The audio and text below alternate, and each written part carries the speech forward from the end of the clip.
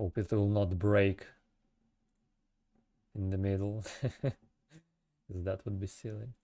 Okay, so this would be a tutorial or like more of a commentary for the Dragon Cult Incantations only run.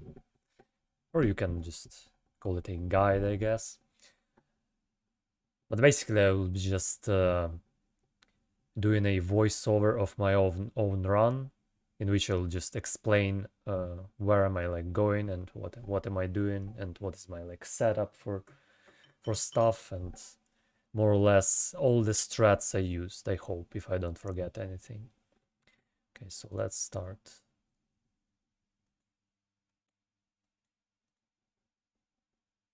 I will leave the sound on very low. You'll still hear me talking some bullshit there on the background, but I hope that will not get in the way too much. Okay.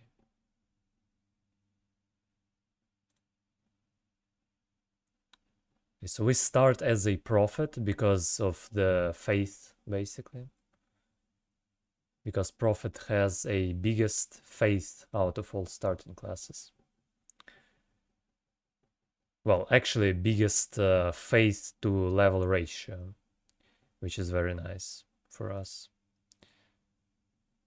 Okay, so let's also open this.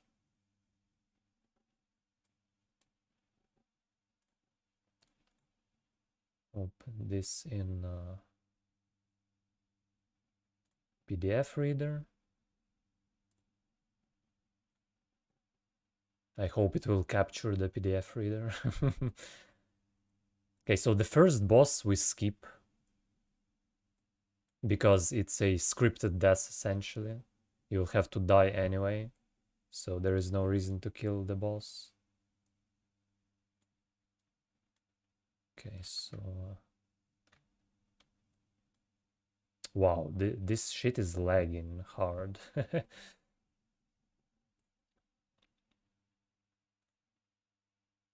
Window capture.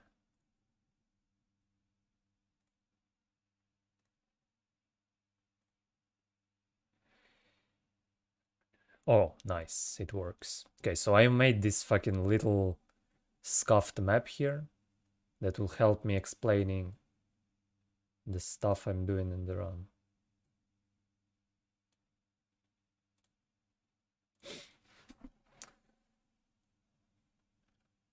Okay, so we start like here. So this basically shows my path through the first two splits. It's just a complete trajectory of where am I going and like what am I picking up and stuff that will help me explaining. Well, it's lagging a bit. Like, why the fuck the PDF reader is lagging? Okay, so as soon as we get out of the starting area, we need to pick up first grace because it will be useful later. Then we are heading out to like this area with the church to pick up another grace, which we'll need later as well.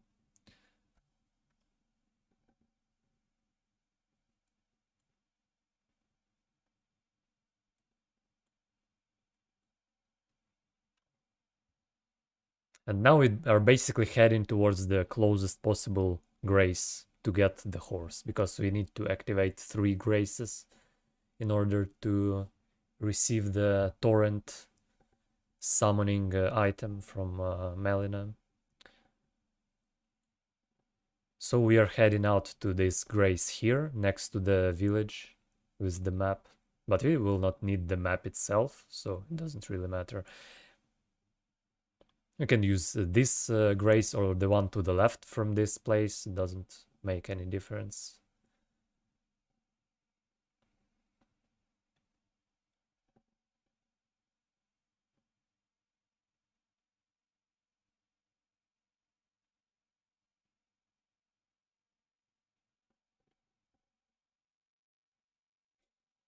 Yeah, so get in the cutscene, get in the Melina event, and she gives us a horse.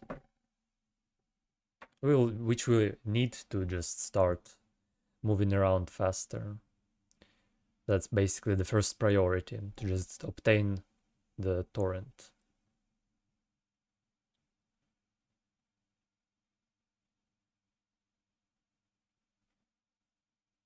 So after this, we are heading out to the northeast direction.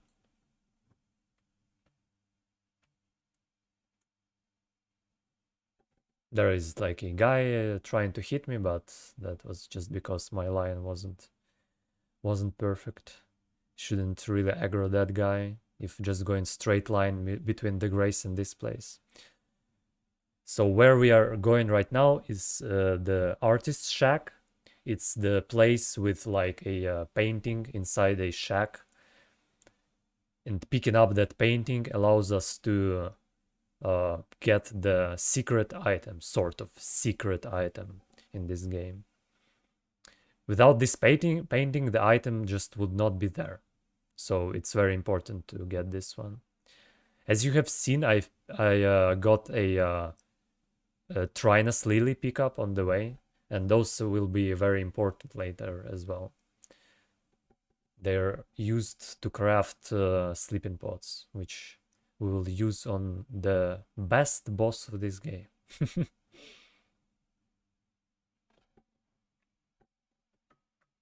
Now heading down towards this graveyard just to get runes. We will be looting a lot of graveyards in this run because we need a lot of levels. Essentially, the whole setup just consists of looting graveyards and looting like some items along the way, but the main point is to just get a lot of runes for free without killing anyone, or almost without killing anyone.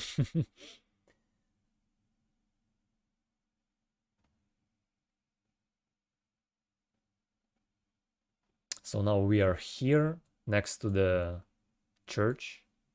In this church, we pick up our flask of wondrous physic, of course, and one of the sacred tears.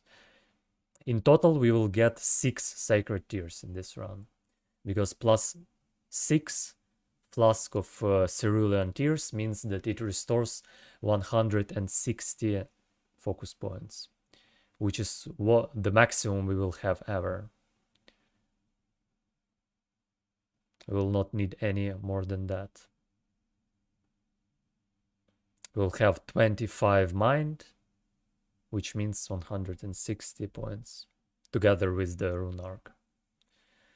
Now going back from the church, we use the spirit spring to jump up the cliff and jump back down to this graveyard.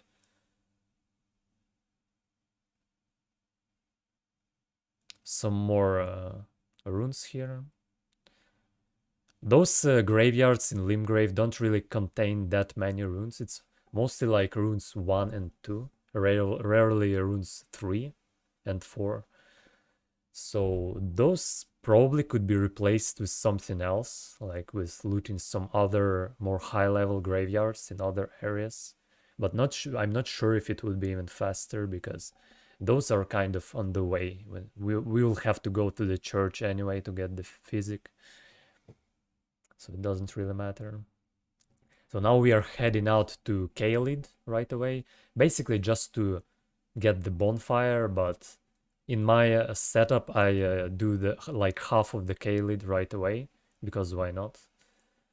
Because it doesn't require killing anyone, so you can just run through it right in the beginning. It also used to involve some RNG in Fort Farrot, but with latest strats that RNG is eliminated, so now there is no real reason to do Caelid early, but doesn't really matter as well. Not taking this grace because it's not needed. We will get to the lower part of Caelid by taking different path. not from this place.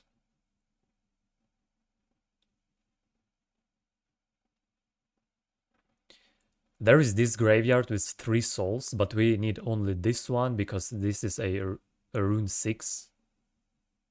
And other 2 are rune 1 and rune 2. So they are not worth picking up, considering that you will be attacked by those zombies instantly. So this time the dogs aggroed to me, but I think that happened because I was way too far to the right. So if you keep yourself to the left, like closer to the edge of this cliff, they won't aggro. And here you have to be careful as well in this place, because you can get the aggro from those dogs as well, if your line is not perfect. Here we are going to this merchant just to buy the torch. That torch is very useful because it repels beasts. And essentially it will allow us to loot some more graveyards. That's basically it. And loot Radagon's source seal safely in the fort. Okay, so now we are back to here, to this junction, and going farther along the red path on the map, basically heading towards the fort. On the way to the fort, we can pick up the Somber Stone 9 here.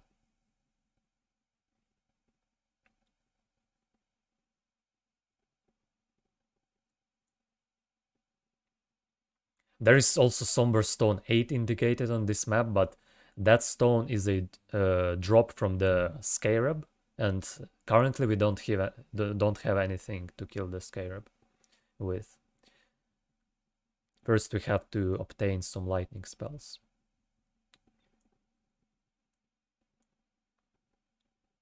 Like, if you really want to, you can probably just punch him as well, but that's pretty annoying to do.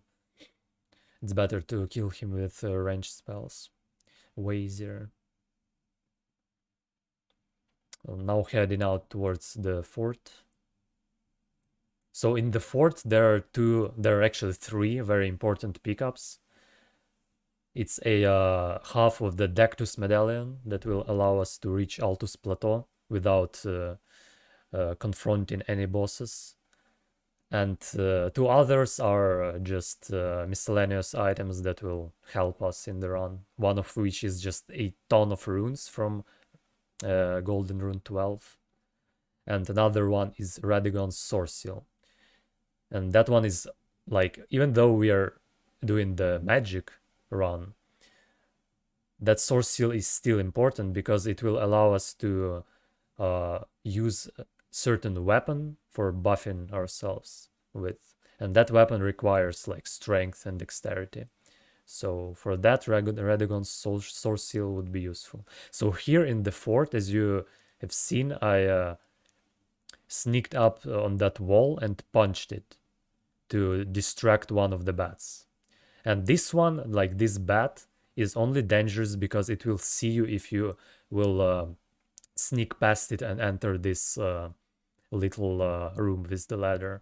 It will see you because of how it's placed in the space. So you have to turn it, like make it turn around. And one of the ways of making it turn around is to just roll behind it. So it will hear the sound of rolling and it will turn around. It's pretty easy to do, doesn't require a lot of practice. Just punch the wall for the first bat, then roll behind the second one and you're in safety. Nothing really special. Now we are heading downwards in the lower part of the Kaelid.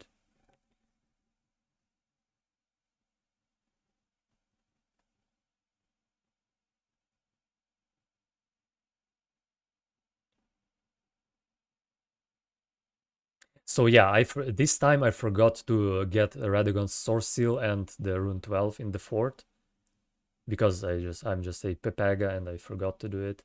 So I'll have to go back there later when I will remember that I've missed those items. So here we pick up a sacred tier, the second sacred tier, and light this grace. We will need this one later for the quest.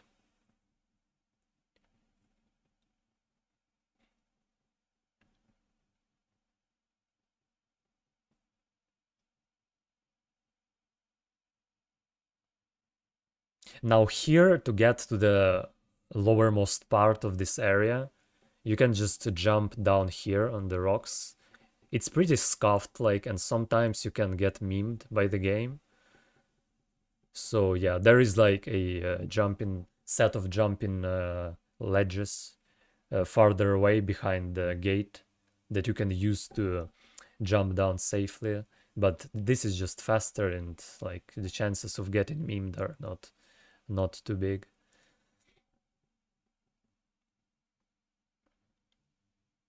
Essentially, what can happen is if you jump down the rocks way too fast, the game might think that you fell all the way down continuously without taking breaks on those rocks, and it will assign a full fall damage to you because of that. So you have to be careful. Taking this grace as well, because we'll need it as well. We'll need to kill this boss to the left.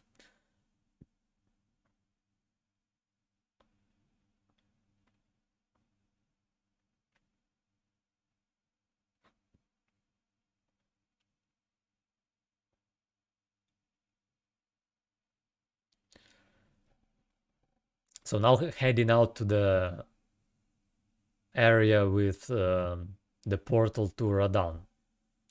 Essentially, we just need to go there to light the grace. So later we can just teleport to Radan right away without having to run anywhere.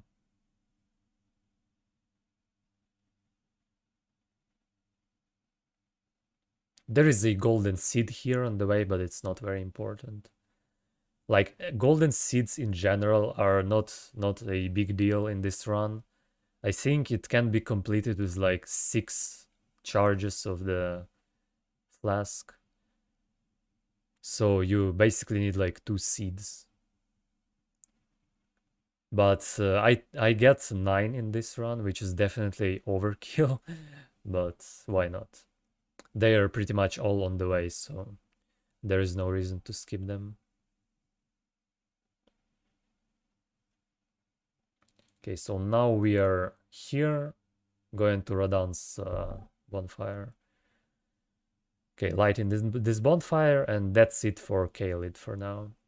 From here we teleport back to the beginning of the game,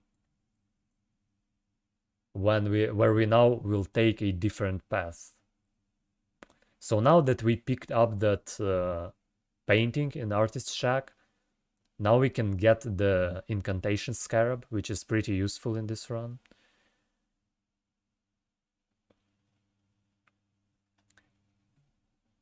So along the way, we also get golden golden pickled fowl food, which will also be useful later for getting more souls from the dragon that we will kill. Here I jump down to the Incantation Scarab, but there is like this item on the way, which I just get to sell to the merchant. It's like 200 runes.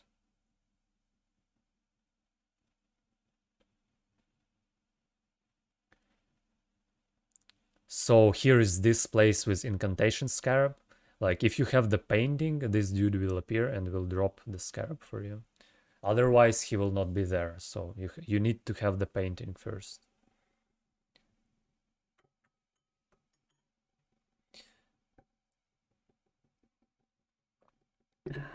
Okay, now heading east.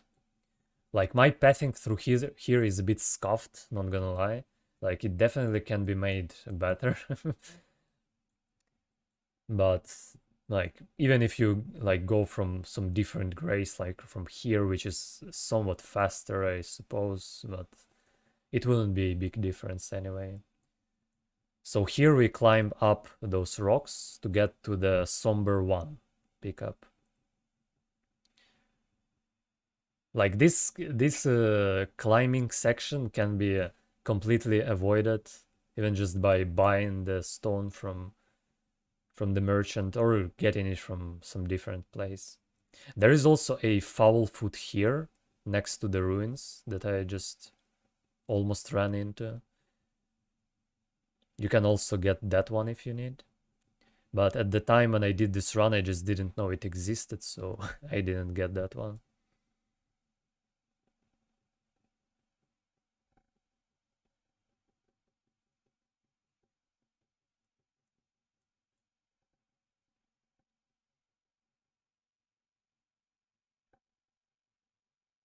So here we need to light this grace as well, just to teleport to it later. Because there is a junction here, junction of different path that will have to take. This one that I'm taking right now is to the Vipin Peninsula. We need to get there to obtain our Faith Knot crystal tier. One of the two important crystal tiers for this run. There is also a sacred tier as well.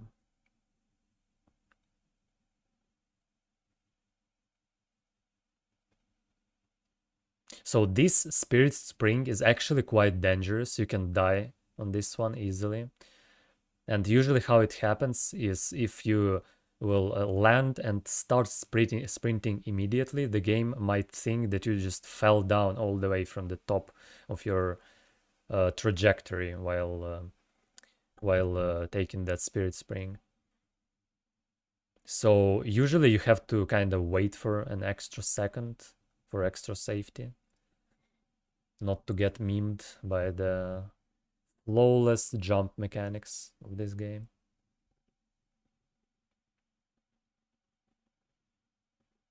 Okay, so here is the Faith Knot Crystal tier. Very important pickup. Have to be careful not to get hit by those flowers. Have to be really fast while picking it up. And now we're just heading towards this church to get the sacred tier as well. That's like third one, I think.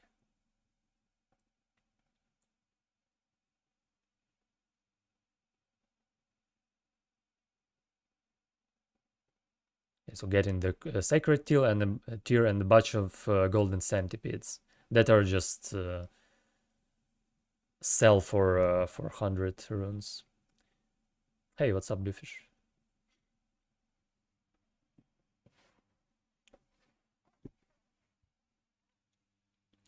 Teleporting back to the last grace we lighted.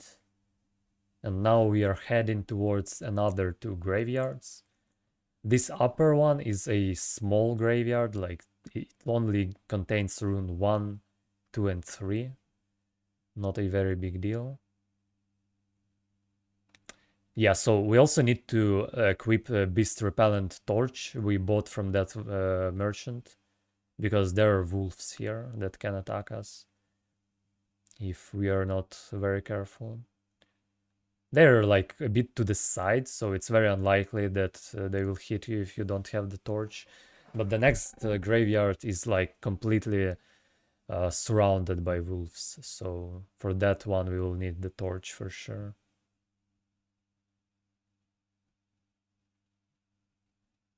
Here is another lily to my right, but I forgot to get it.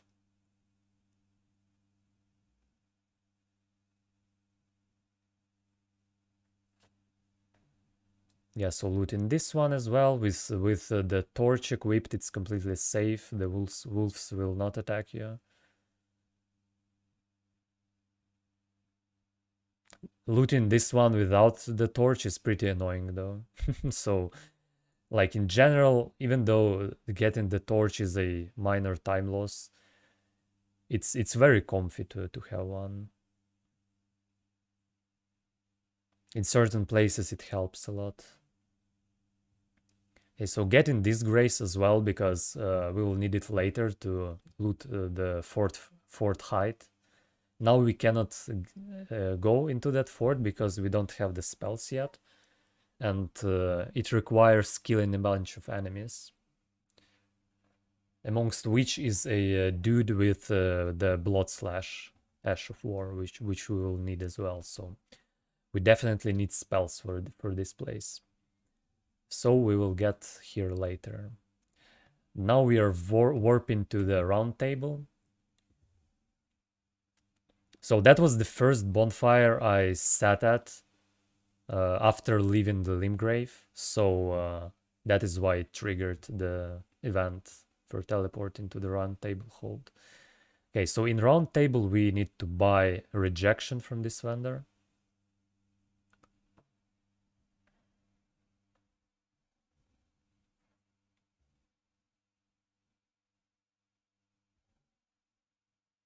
So even though this run is called Dragon Cult only, it's not quite Dragon Cult only, because in order to get the Dragon Cult, like actual Dragon Cult spells, we need to kill one enemy, at least.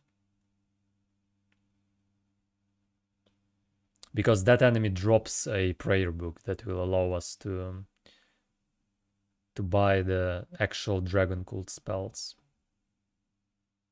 And particularly in this run, I'm using rejection to kill the guy, because it's like the most neutral way of doing that.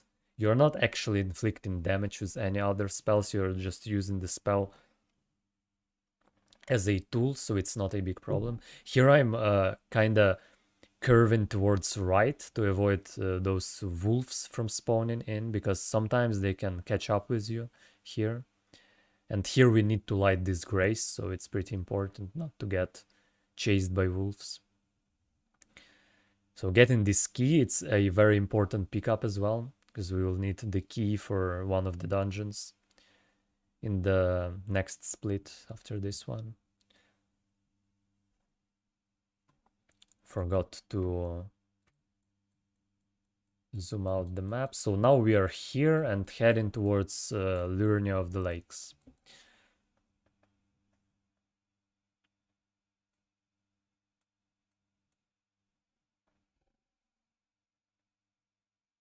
So here is this little pathway around the Stormvale Castle that you can take to skip right away to the Liurnia.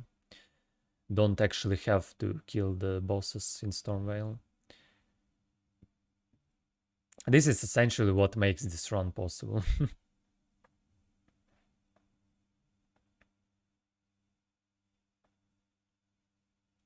Because the guy with the Dragon Cult prayer book is in the Liurnia. And we need to get there without killing anyone. At least without killing anyone by inflicting the direct damage from our spells or weapons.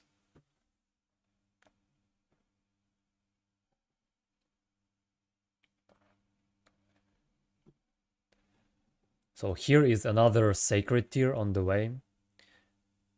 We will need that one as well.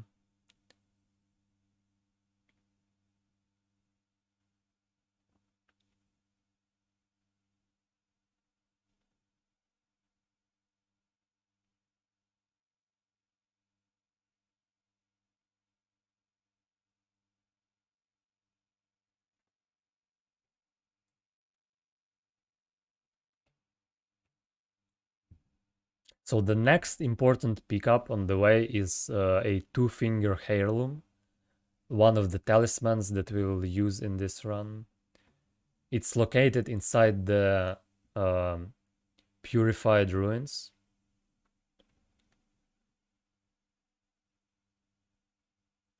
And that one is actually very easy to pick up. You don't even have to aggro any enemies. You don't get noticed at all, even in the daytime.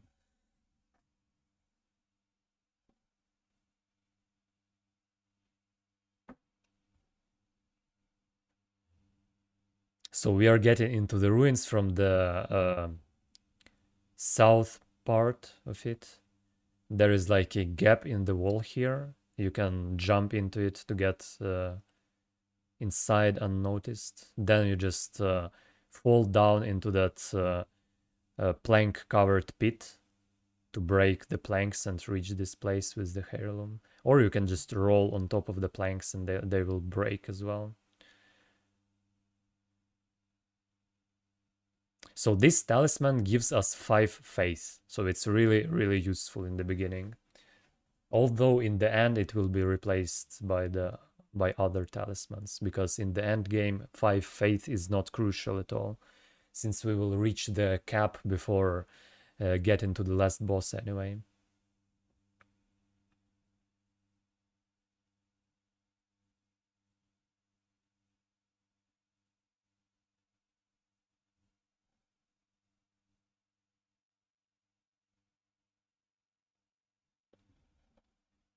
So here we have a starlight shard on the way, and that item is pretty important as well. Although you can get it from different places actually. You don't necessarily have to pick up this one, but you need one starlight shard for this run, at least. I usually pick up this one because it's on the way and very easy to get.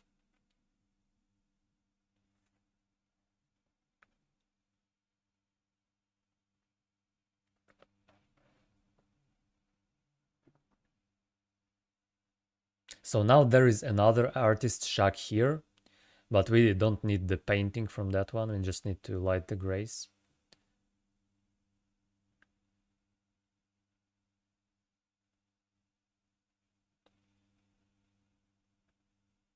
This grace will be just useful for teleporting here a few times. Also, we need to... Oh yeah, that is the moment when I realized that I fucked up and forgot to get the Radagon's source seal. So I'm porting back to the Fort Faroth. So essentially this should be done in one go. But since I forgot to get it, I have to do this strat again. So the strat is just punch the wall, then wait a bit so this bat to the left goes into the corner and doesn't notice you. Then go here, roll behind this one. It hears your roll, turns around, go behind it, and it's completely safe. You only get noticed by the actual bat, like not the human-like one. You get noticed by the one hanging down from the ceiling to the left, but it cannot manage to hit you. There is just no way. It's not fast enough. So now heading towards the Radagon's source seal. So we need to fall into this opening in the floor. I forgot to equip the torch because I'm a Pepega again. So here in this place, you essentially need the torch for the consistency, otherwise you can get memed by the rats easily. Okay, so getting the seal and getting the fuck out.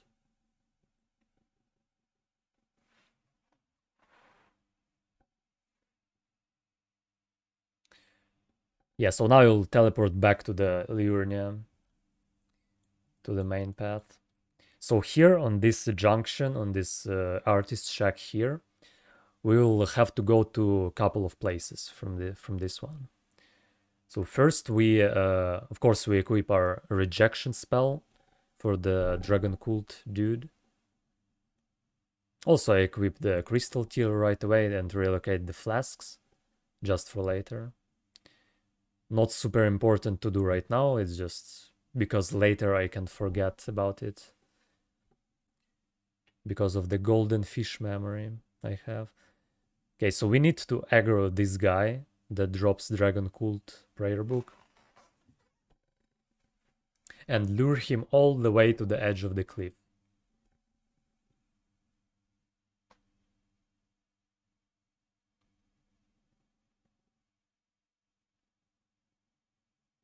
So the reason why rejection is such a useful spell is because it has enormous poise damage and it knocks down enemies. So the most safe way of killing this guy is to just knock him down the cliff with rejection. So here is a bit of a scuff, I would say, in my strats. Usually he doesn't do like this. Usually what happens is this guy just jumps on top of the rock where you are standing, and then all you have to do is to just get behind him and cast rejection. And that's it, he falls down. But this time he decided to go a bit wacky and take a different path. But this one is manageable in a similar way. When he jumps up, just jump behind him, cast rejection. But this time you just have to do it twice. Not a big difference. From this rock, you only need to do it once. That's like the whole difference that is created by this RNG. Not a big deal. So now that he died, he dropped a prayer book. But since he is all the way down there and the prayer book doesn't drop right into your inventory, you have to go and pick it up manually. The important thing is not to rest or not to teleport anywhere, because then the loot will reset back into this guy and you will have to kill him again. So you can light graces, you can do whatever you want, just don't get the loading screen, because then the loot will reset. So I lighted that grace on the broken bridge, and we will need that one as well for later.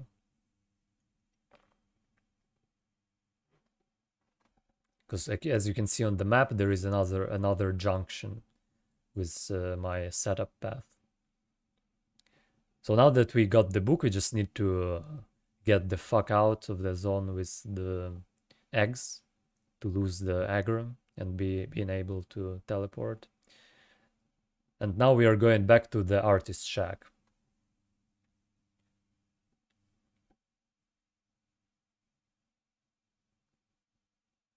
Going back to make this little detour to Jarburg. It's actually a very important one, because Jarburg is a very useful place for runes and for cracked pots, and for also for one ritual pot, which we will need for later.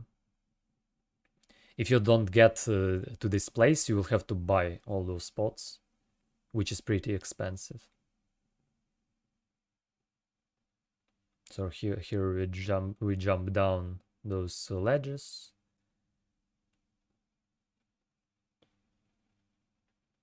Here I get the smithing stones, which I will not use, I will just sell them. They sell for like 200 souls each. So there is this graveyard, which is like one of the biggest graveyards that I loot on the way. It has a rune 6, rune 5, rune 4, I think. Yeah, so here is a rune 6, rune 3, rune 2, and oh, okay, so actually it doesn't have rune 4 and 5, only 3 and 6. But still, it's a pretty big graveyard.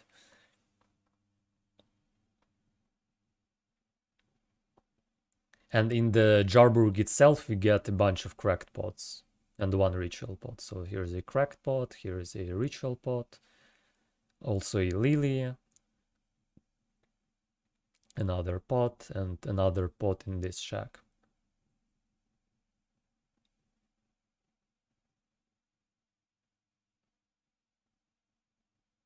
So I teleported to the broken bridge, but I don't actually need to go there. I need to go to the round table hold. So now I'm teleporting to the round table hold when I realized. Because in round table hold we need to buy our spells finally.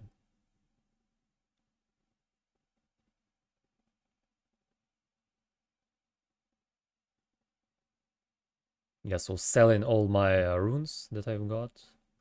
It's way faster to sell runes to this guy than to pop them manually. Selling the runes and also a bunch of junk that I looted on the way.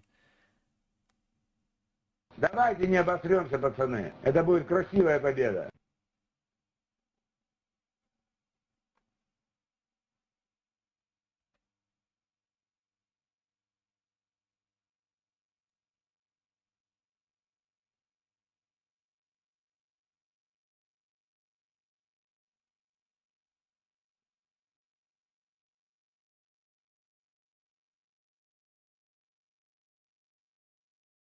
Okay, so equipping our spells that we got from the guy after giving him a prayer book.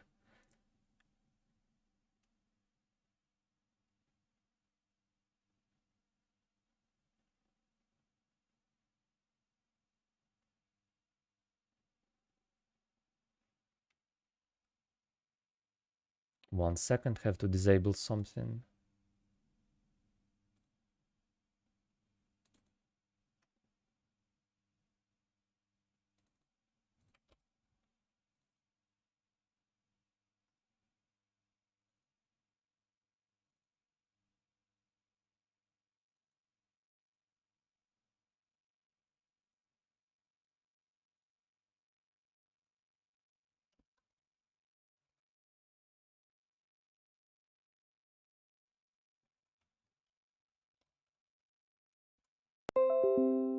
Okay. Which spells did I just buy? I bought Lightning Spear and Honed Bolt. Well, basically all the lightning spears that I get from this prayer book. Oh, there is also a like meme version of Honed Bolt that is not very useful.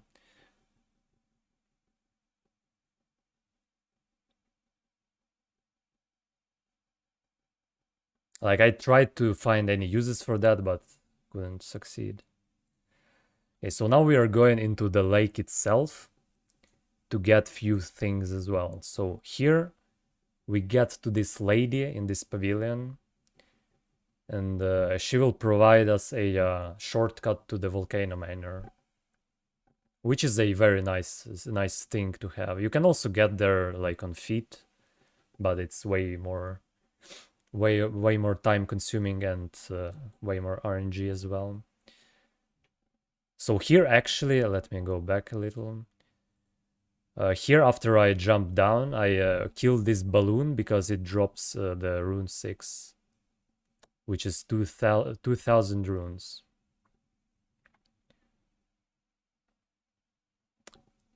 And after this balloon, there is like a little area with a bunch of lobsters under the water. And you have to be really careful with your trajectory here, because it's very easy to make the lobsters attack you. And they attack really fast, and you will probably not manage to dodge it while not seeing the lobster at the same time. They like spew out this enormous fucking ray of dirt which travels at light speed at you, so it's better not to aggro them.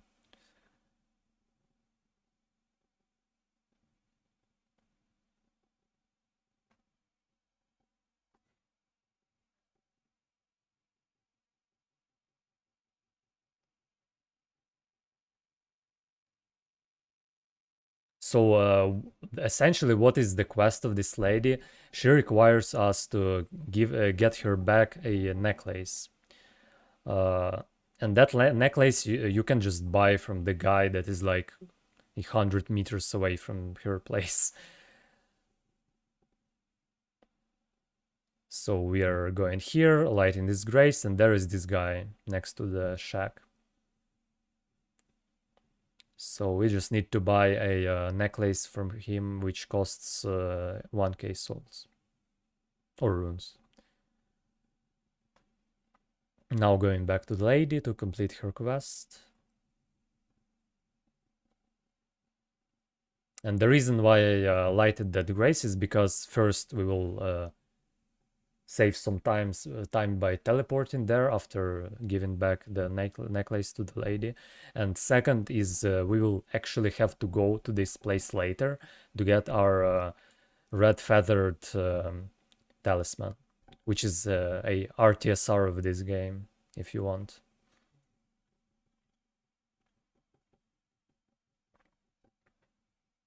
It boosts our damage by 20%, or actually like 18% when we are low health. Okay, teleporting back to the boiled prawn shack. There is a bunch of lilies here on the way. We actually need only 4 for this run, but it's nice to have some on the way in different places, just in case you will forget like some other lilies, then you can get some other ones later in the game.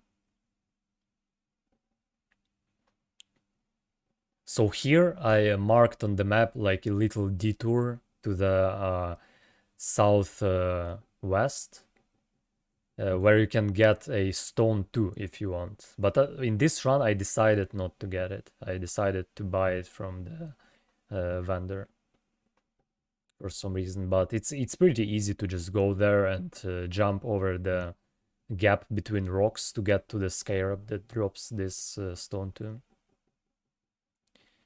So going through this graveyard, I just loot as many souls as I can on the way, but essentially just need to go through this place as fast as possible because that flower can meme you easily.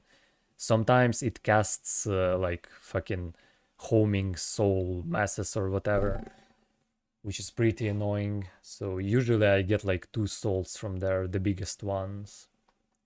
Rune 6 and Rune 4. But this time I managed to pick up 4.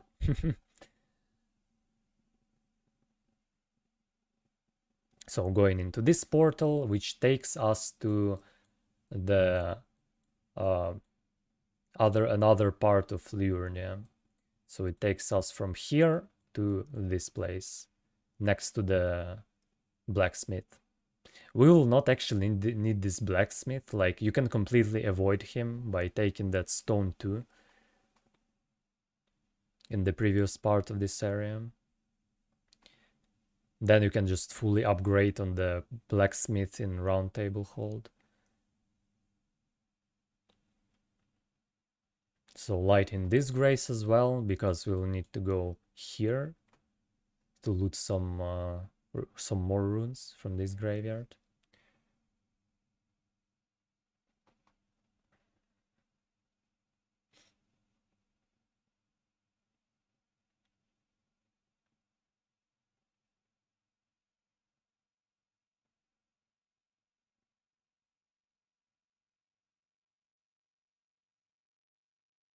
Yeah, so this one is a pretty rich graveyard as well. It has some rune 5s, rune 4.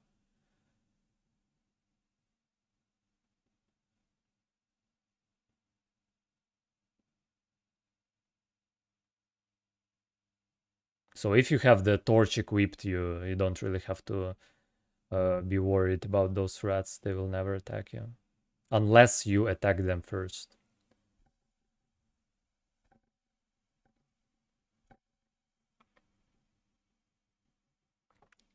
Yeah, so now teleporting back to this grace.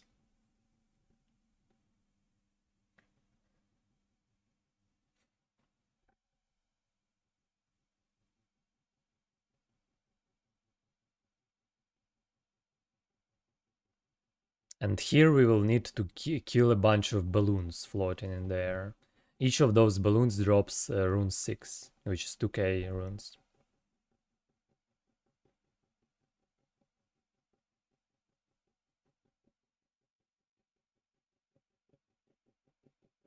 Getting stuck in the tree, of course, classic. Yeah, so even for this place, you actually only need one flask of cerulean tears. Yeah, so I somehow missed this this balloon. So I have to go back. Yeah, you have to be pretty careful with your distancing from the target with this spell because it doesn't have the best range in the game, obviously. Yeah, so killing all those balloons.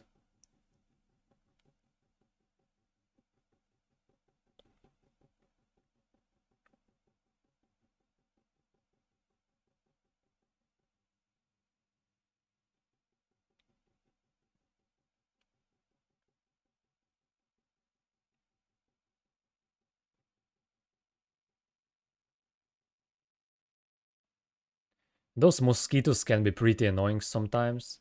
They really like getting like into the way of your spells. I actually do not know if they can attack you because never been attacked by those.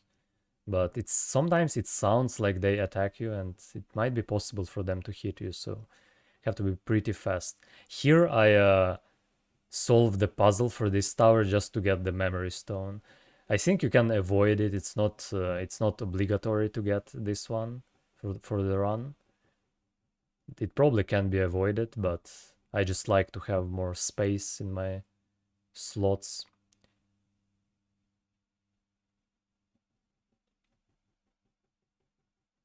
Because in the late game, you will have actually 3 spells, and that's it. So having them all equipped is kinda nice. Don't have to swap anything back and forth.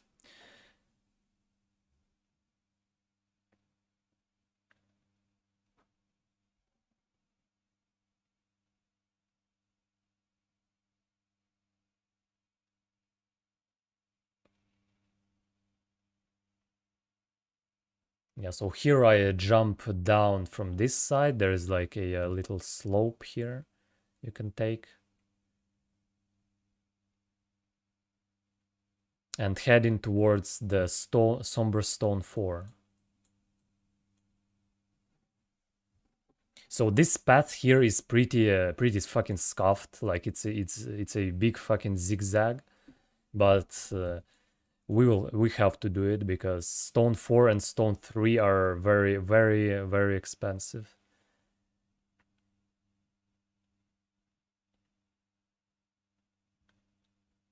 And it only takes like extra minute to get those. It's not a biggest deal. So here is a Stone 4 on this guy. And then the Stone 3 is next to the Spirit Spring.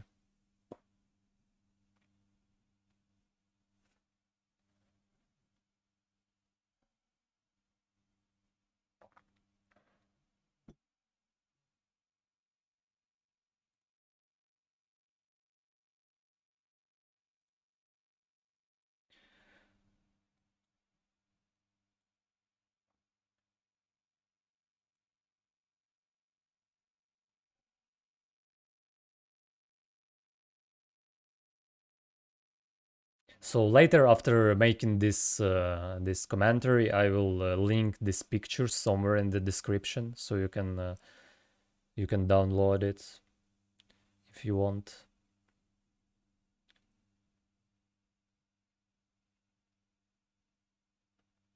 So jumping up on this Spirit Spring to get to the Bellum Church. And in the Bellum Church, we loot our 5th, I think. It's 5th sacred tier.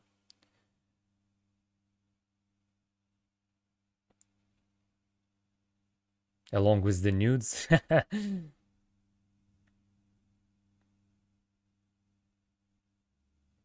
Yeah, the nudes are not supplied.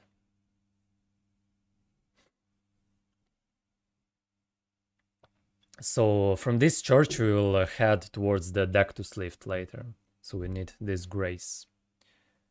And actually this later will be pretty soon.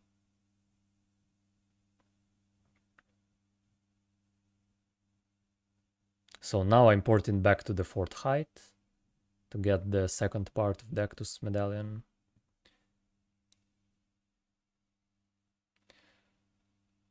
So for this place we need a night time, because it's way more safe to go through there when it's dark, because the enemies will not notice you. This way. You can leave the torch equipped because there is a bunch of rats inside the fort that can attack you, and the torch actually doesn't affect your stealth.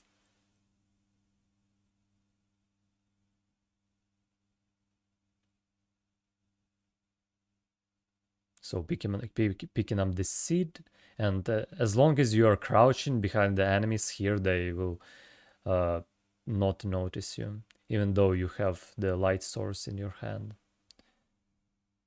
And just crouch through this and up here, and no one notices you.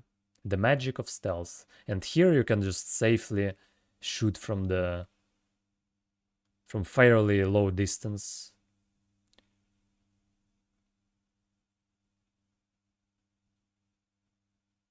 Because in the daytime they start throwing bombs at you all the way when you are in the entrance to this fort. Also, we need to kill this guy for the weapon art that he has. This weapon art will be very useful for setting up RTSR later.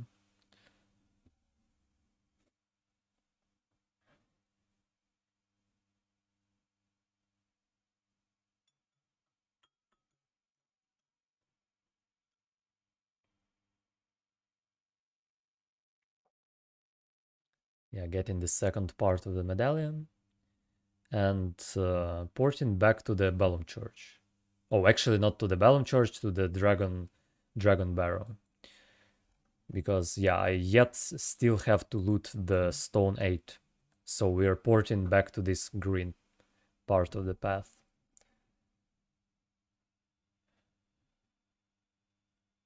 Does charging, yeah, it does more damage. And also have different bullet.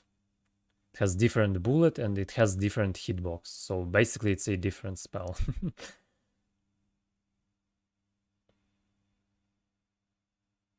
What's funny is that if you charge up lightning, enemies will start reacting to it. So if you're just shooting normal lightning, they never dodge it. And if you charge it up, they always dodge it.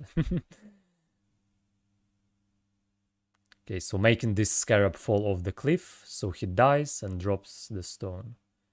Also, we need to go here, on top of this tower, because there is a Newman's rune, which gives us 10k runes.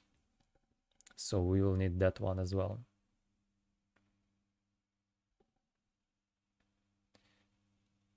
Basically, this one rune gives us more runes than any graveyard that we looted.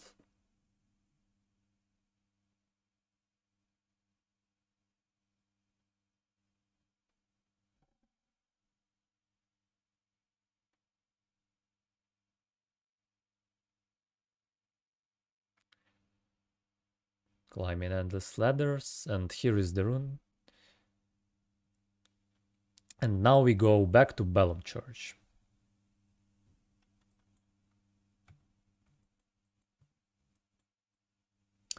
So now we are back here and we are heading to the Dactus lift.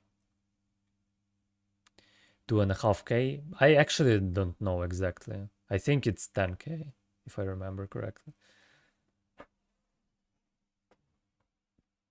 But I'm not sure. That's just a lot. Let's call it a ton. A ton of runes.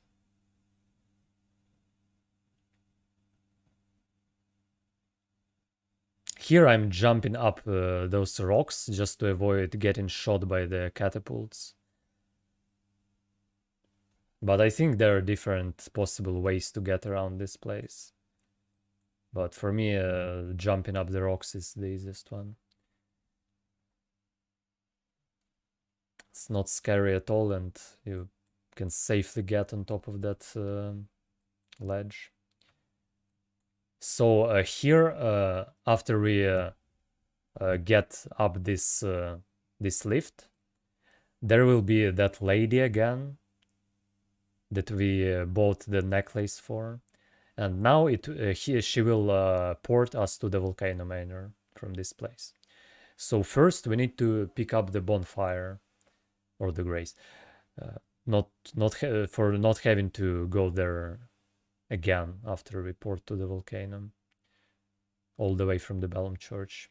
So we pick up this grace here and go back to the lady.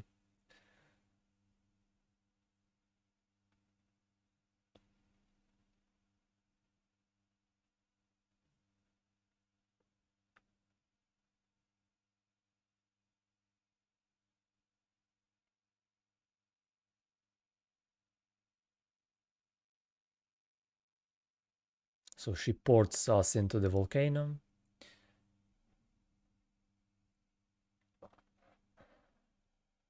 And the volcano is like the key part of this run, because in the volcano we get our seal that we will be using for the most time in this run.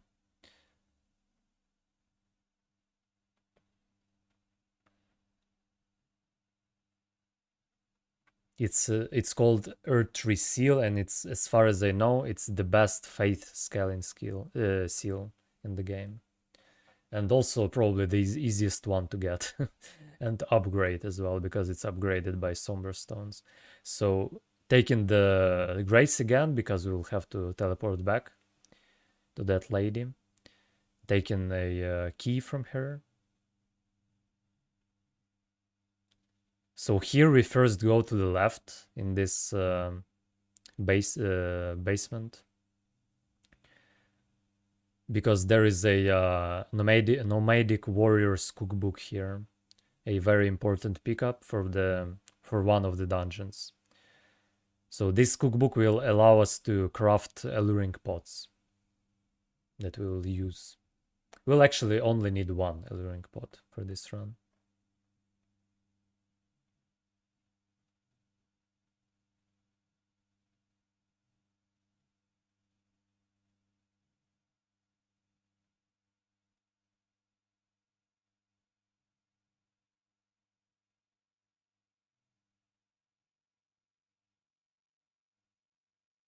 So now we are going to the right to get to the actual volcano. There is a bloodhound guy in this room, so you have to be pretty careful not to aggro him. If you will go to the left, he will aggro him.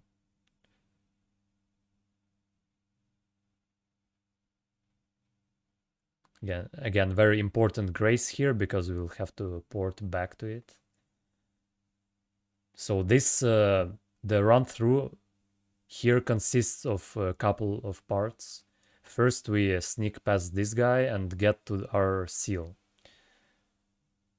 So sneak past the snake, jump down here, and here's the seal. And you shouldn't be chased by any enemies here, never, because there's just no enemies on the way, apart from that snake that you sneak past. So you can safely teleport back to the Grace. And now we have to wait for him to start his fucking erection thingy to get past safely, because this time he will notice us for sure. Now getting here, looting that soul. That rune is unnecessary, but I like to have it just for extra runes. Here, to get past this snake, like the best option that works for me is to jump up this little pillar here and then jump over the snake, because it's really that snake really likes to do like along the ground swipes that will never hit you if you're standing on the pillar. So it's pretty safe to jump over it. And rolling is sometimes very sketchy on that guy. Yeah, lighting this grace just to de-aggro all enemies, because there is like a albinuric guy who is chasing us, and maybe a couple of other enemies as well.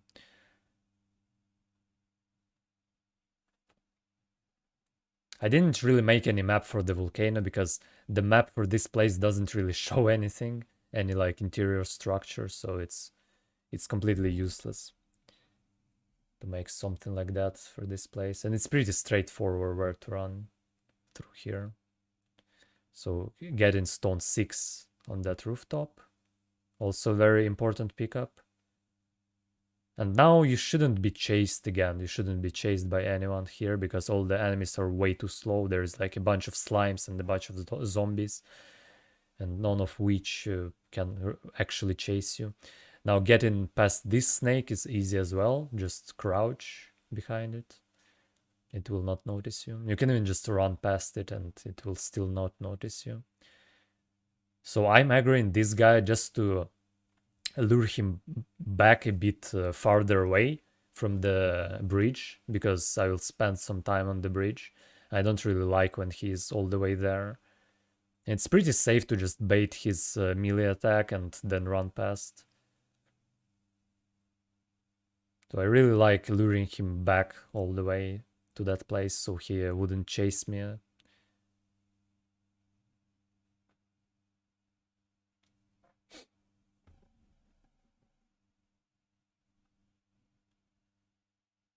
watching this epic cutscene for this enormous bridge. So now there is this cursed skip that I will fail miserably, like fucking 10 times. But this one allows us to get Somber Stone 7, sorry. And that is what essentially allows us to get +9 seal without killing any bosses.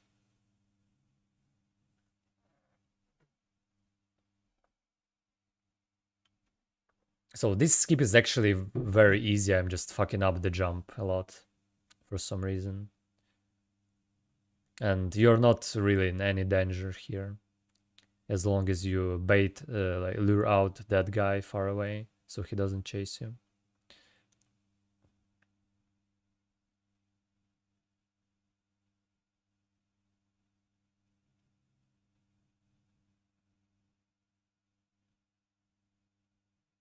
Yay, success.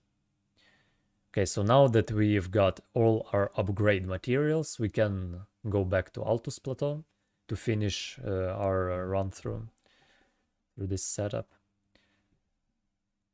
So now from this grace, we're heading out to the Earth Regazing Hill. There is another golden seed and another grace, which is close to the Windham catacombs, and we will need it later to get into the catacombs.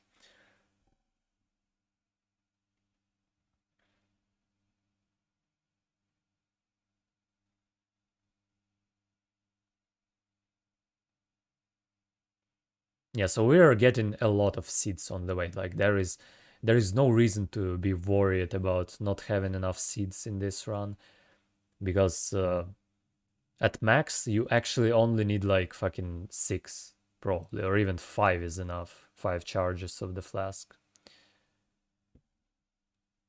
Like the biggest flask wasting point is the Dragon Mother Grail, because it requires killing like 5 dragons.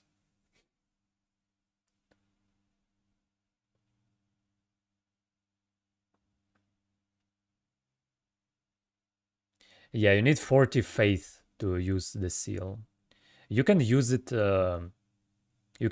without the faith requirement, but first, like if you will just use it with the penalty, it will remove all the scaling from that seal, so you will do very, very, very little damage. Another way you can use it early is you can actually use it only when you're under the effect of Flask of Wondrous Physic, and when you have the talisman equipped for 5 faith, and then you only need 25 faith to be able to use the seal, because the flask gives you 10 faith for 3 minutes, I think, and the talisman gives you 5 faith. So heading out here to get the last sacred tier that we will need, the 6th one, and going back to this grace to continue through the main path.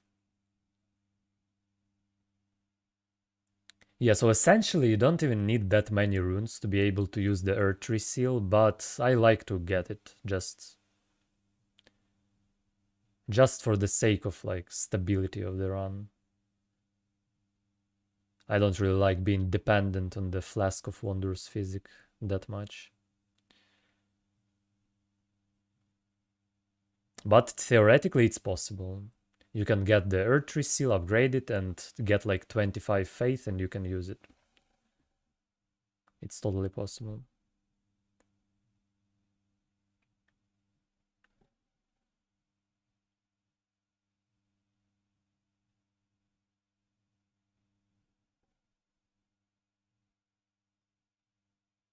Jumping up here to skip that section with a lot of knights, and you can just safely run past this boss.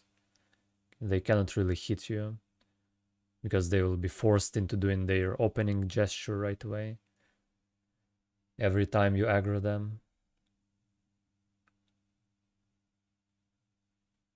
Now there is this gargoyle dropping at your face here, but I've never been hit by any of his attacks, so I'm just running past.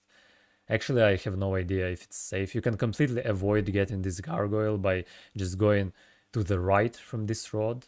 Don't have to take this exact path. There is like a safe path to the right. And the gargoyle will not even spawn in the first place.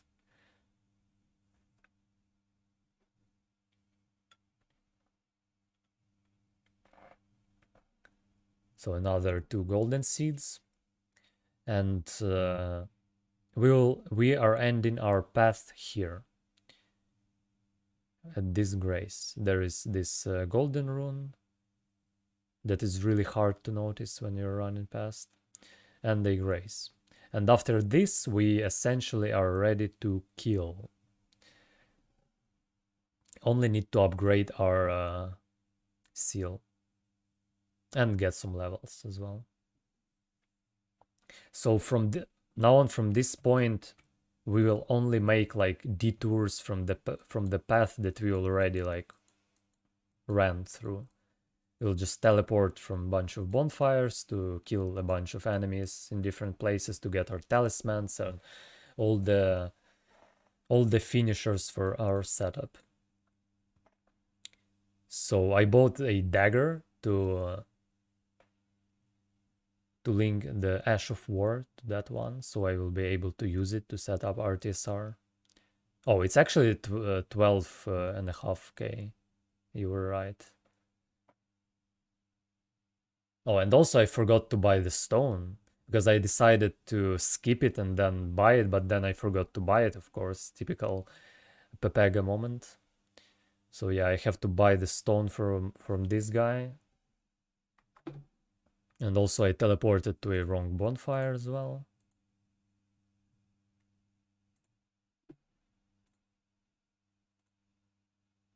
Okay.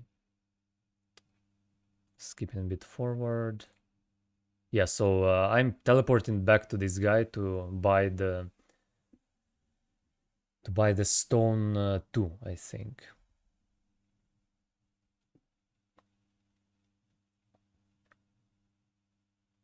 At this point, I didn't even save any time by skipping the stone, just because I'm a Papaga and I forgot everything again. So buying the stone 2 and finishing the upgrade. So now we have Earth Tree Seal plus 9 in the very beginning of the game.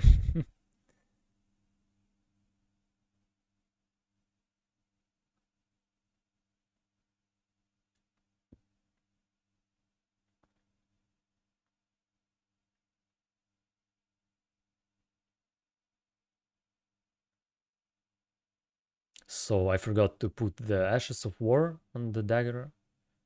That's why I'm going back to this guy. And yeah, I sold everything that I had. So now I have extra 35k. And now we are going to loot another part of our Wondrous Physic. The second part, second tier. And this one is actually even more important because this tier gives us like 35-36% damage boost when we drink it. So here I'm upgrading my flask. Where was the Somber 9 located? It's in the Kaelid, next to the Divine Tower of Kaelid, I think. It's here. Let me show you real quick. It's like here. There is stone 9 and stone 8 next to each other. One is dropped from the scarab and another one is just on the floor. Okay, so now we are going north from the artist shack. First, we will need to light the grace here next to the Church of Vows. You'll need this grace later, because the guy in the round table hold will disappear. He will die, essentially, in the late game. So we will need to give the prayer book to this Turtle Pope to be able to buy the spells from that prayer book.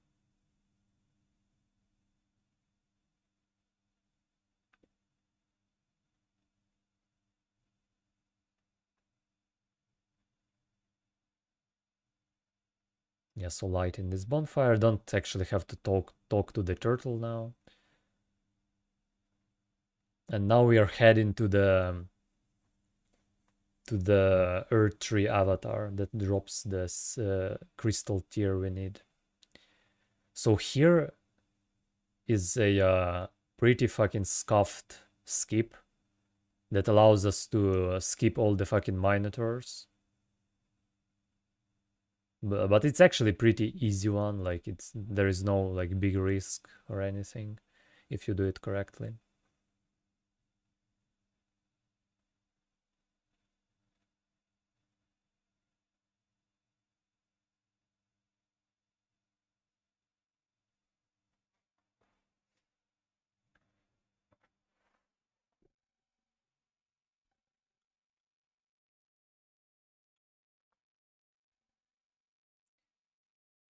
So here's a bunch of wolves, but like they will not attack us because we still have the torch equipped.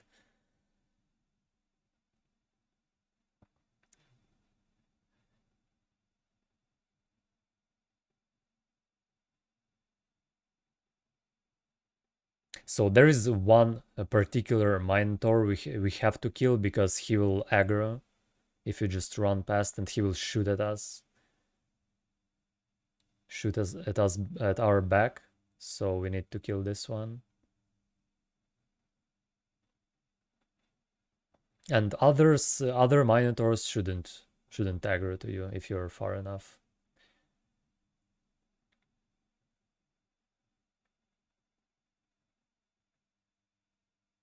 So we need to kill this boss for the crystal tier. It's a pretty easy one, just run around the tree and kite him, and he shouldn't be able to hit you. And when he casts his projectiles, just go behind the tree and that's it. And wait for him. If you are staying close to the tree, there is no risk of getting stuck on the pots. So here I went away from the tree. That is why I hit the fucking pot. So you actually should stay very close to the actual tree.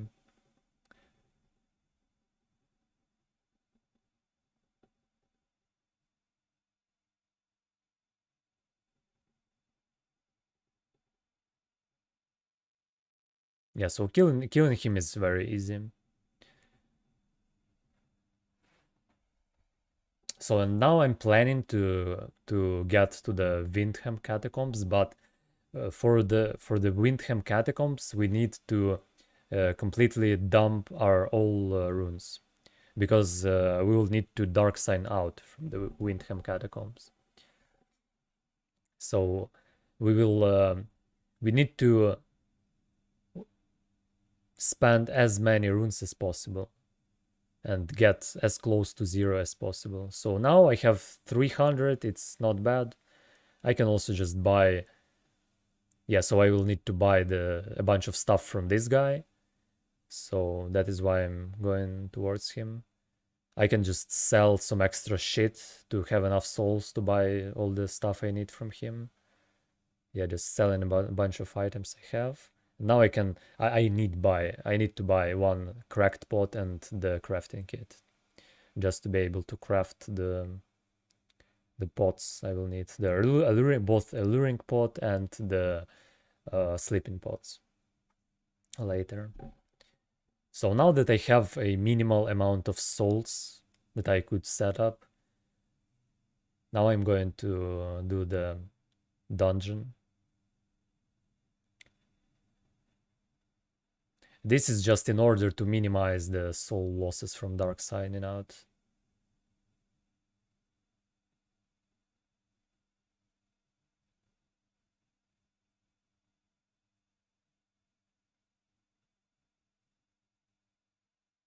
Yeah, so here there is an item we need to pick up. Specifically this one. It's a human bone shard. This item is needed to craft alluring pot, and we need exactly 5 pieces. There is a bunch of other pickups that you can find around the world with 5 bone shards. And probably there are even easier ones to get, but this one is really on the way, so I'm getting this one.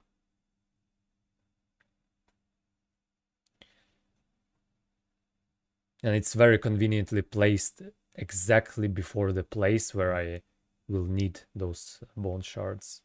So it's really easy to memorize. Yeah, so crafting a luring pot and equipping it. So a luring pot requires 5 bone shards and 1 albinauric blood clot. And albinauric blood clot is looted in Volcano Manor. You could probably see it like when I'm jumping on top of that pillar in the Volcano Manor, then jumping over the snake. Right after that, I'm looting the blood clot. So now here just kill a bunch of imps.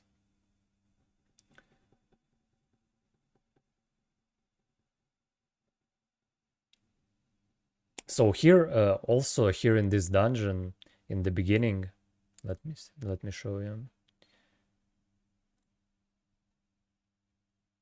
In the beginning of this dungeon, there is a trap that you have to avoid.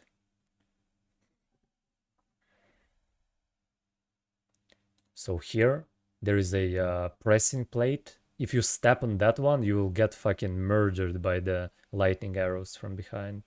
So you have to either jump over it or just go from the side.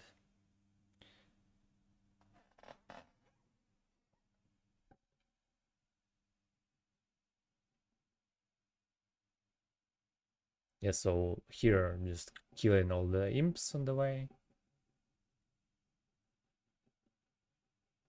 It's probably possible to run past, because later I will be just running past stuff anyway.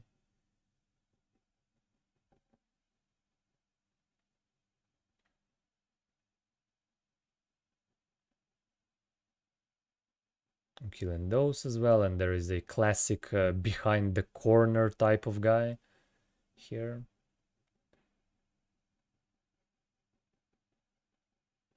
Killing him as well.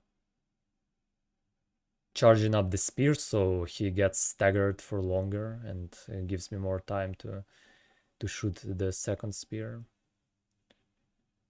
Now, right after entering this room, go to the left, or the fucking slime from the ceiling can fall right on top of you. And here there is a little detail to this throw. So the thing about alluring pot is that it's not like alluring skull from the Dark Souls. It's way worse actually.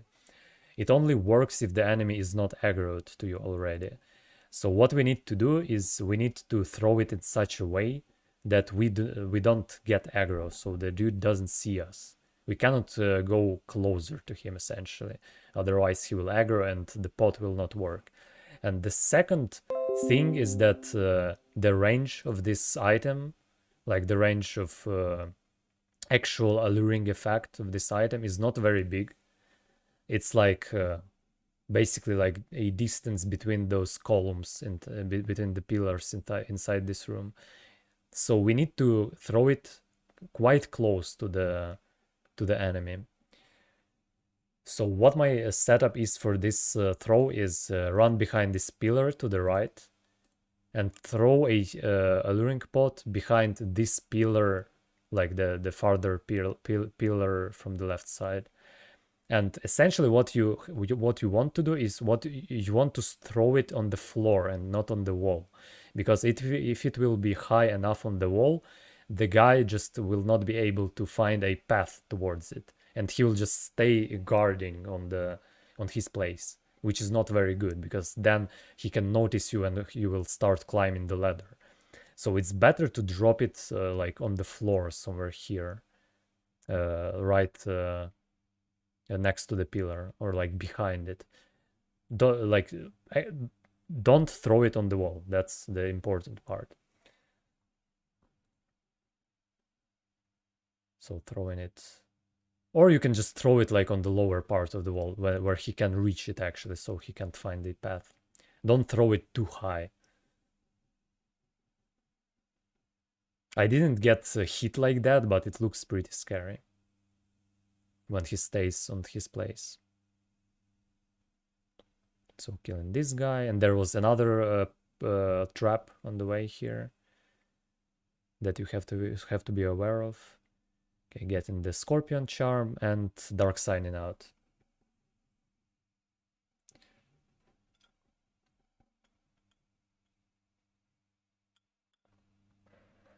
So this was, I forgot to adjust the map. It was here. So whole that story was about this place. So from the Earth Regazing Hill to the Windham and getting the Scorpion Charm. So now that we have the Crystal Tier, we need to equip it, and now we are going to kill the mini boss for the RTSR. So, and it's here in Liurnia. It's next to the Boil Prawn Shack. Why the map is lagging? What the fuck? So we need to skip to the nighttime. So this boss spawns because it only spawns at night. Why it's lagging so bad? What the fuck? Yeah, so spawn the boss, get on top of this structure. And from here you can fairly safely shoot at him. Sometimes he will still attack you, but it doesn't look like he can even reach you from there.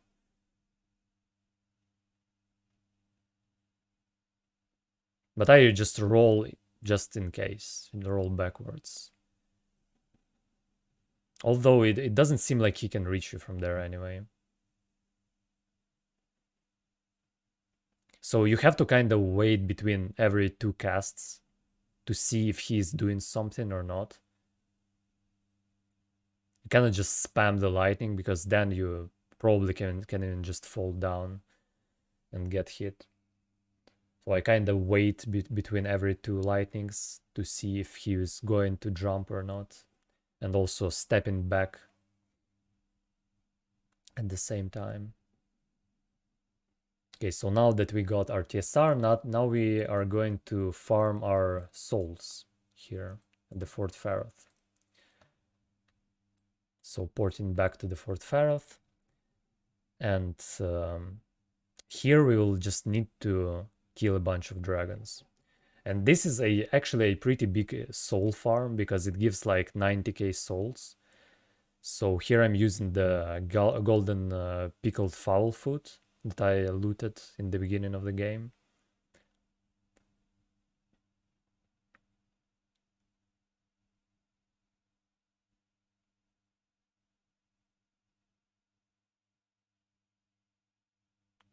So Flippy get hit there. Yeah, that is why I wait for him to do some, like wait between every two casts to see if he's doing something, just to roll backwards in case he's going to jump.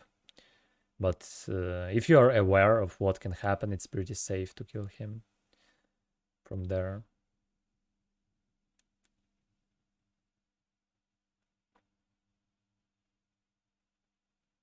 Yeah, so killing those dragons is very safe. As long as you are not at point blank range, they will not even attack you. They'll just scream and then will just walk towards you. So it's a pretty safe soul farm.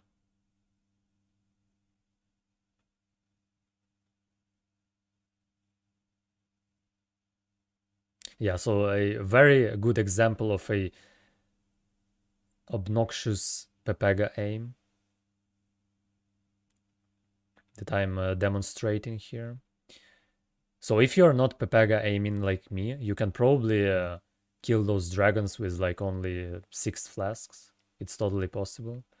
But I'm missing a lot because I'm just spamming at them. So I will burn through my all flasks basically. You can also charge up this spear to get more damage out of it if you have low flasks. Or you can use even use Horned Bolt because Horned Bolt is cheaper.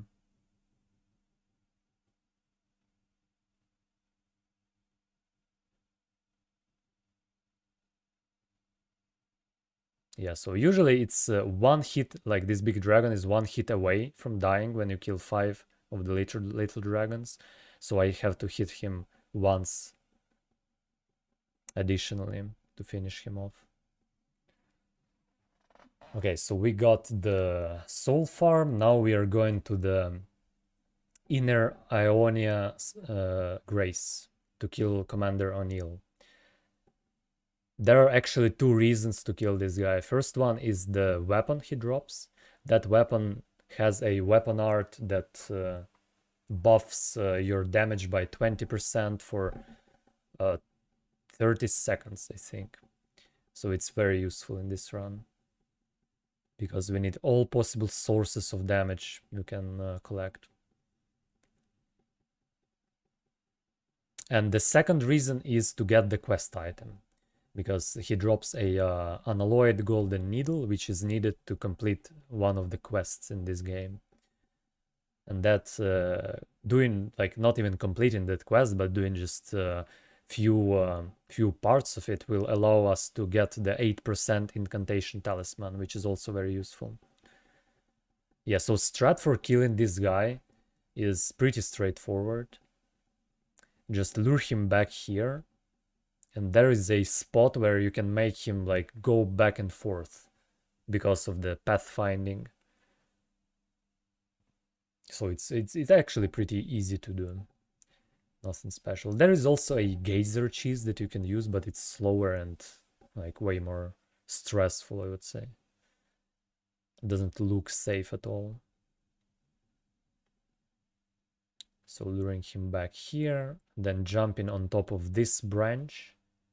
And here on this branch, I can switch between different parts of this branch to make him go towards me or opposite direction.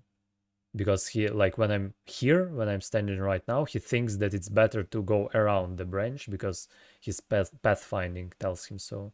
And when I'm here on this part, he thinks that it's better to go directly towards me. So I can just switch between two different parts and just go back and forth like that.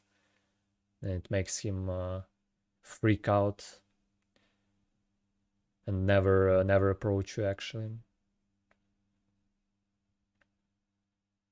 So you need enough DPS to finish him off before the big X guys reach you, because his next, like his second wave of summoning is a bunch of just warriors with axes, and they can totally climb on that branch. So you have to finish him off after he summons pretty fast. Otherwise, they will catch up with you. So now from that place, we are going towards the Celia Crystal Tunnel, because in this place we are looting our other Incantation Talisman, the weaker version. This one gives only 4% of the damage boost, but it's still very useful in the end game. Even 4% matter in this run, because end game is pretty random. So here it is on the map, just inside the Celia Crystal Tunnel. And this place is pretty easy to go through. It's nothing special. Just have to kill a bunch of those cockroach dudes, like those ones. You have to kill them pretty fast, because if you leave them alive, they will cast pest threads at you, and that spell is very annoying. It's basically impossible to cast lightning spear in between 2 of their pest threads. One of those will hit you for sure. There's just not enough time for that. So you really want to kill them before they stand up. And here in this place, sometimes the guy from inside this shack to the right aggroes. So you have to be careful with this one, because he can hit you while you're climbing this ladder here. So you can kind of see him through the gaps in between the planks of that shack, and you can see if he's moving or not to decide if you have to kill him or not, because going into that shack and killing him is also a bit unsafe. The best option is to just see if he is running towards you or not. And if he is running, then you just wait for him on the bridge and shoot him there. If he is not doing anything, you can just run past safely. We're going back. Going back is fine, no one will aggro to you. You can just take this path. It's pretty safe.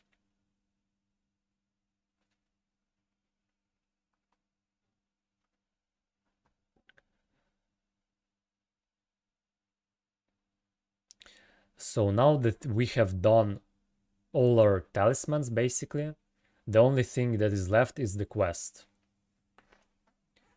Is the talisman from the quest. So now we have to finish some dialogues and give some items to some NPCs. So since we got the needle from this guy already, we can go to Gowry and talk to him to start the quest line.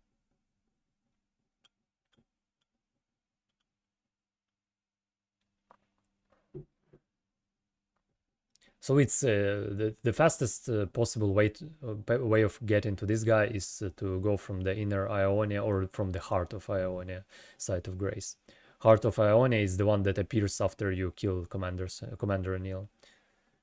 So talk to this guy, and he will request a needle from you. He will say that you have to find the needle, but you already have it. Even though you already have it, you cannot give the needle right away because of how this game works. You have to reload the area. You can do that by quitting out and logging back in, or you can teleport back to the site of grace, and that will reload the area as well and move him to the next part of the quest. So now that he's reloaded, you can give the needle to him. And he will give you back the repaired version of the needle. And now he will tell you to go and give this needle to Millicent,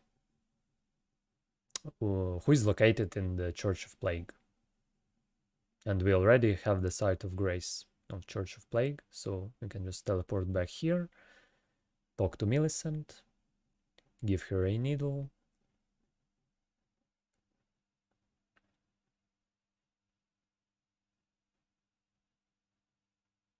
So now that we gave her the needle, we have to reload the area again to make her progress her quest line. So after reloading, she stands up. And I'm not sure if you even have to talk to her after the reload. I'm pretty sure you can just kill her right away. But just in case anything goes wrong, I just talk to her. Doesn't really matter. It's not a big deal. Buffing up to kill her faster. So as you have seen just now, I swapped to Radagon's seal, Radagon's Source Seal. And the reason for that is because I don't have the stats for Commander's Standard. So as you can see, I'm equipping the Standard, and here it says it requires 24 strength and 14 dexterity. But I have nowhere near that value of strength and dexterity. So I have 10 dexterity actually and 11 strength, as you can see on the screen. And if I equip Radagon's Source Seal, it gives me 5 of strength, dexterity, and vigor, I think. So this way I can actually use this weapon when I'm two-handing, because two-handing lowers the strength requirements by 30%. So the weapon will actually require 16 strength instead of 24. And 16 strength is exactly what I will have after equipping the Source Seal. So every time I want to buff up with this weapon, I will have to equip the Source Seal until I get the rune, or the Godric's rune, because Godric's rune also gives 5 of every stat, so it will act as a replacement for the Source Seal. So now I equip the Standard.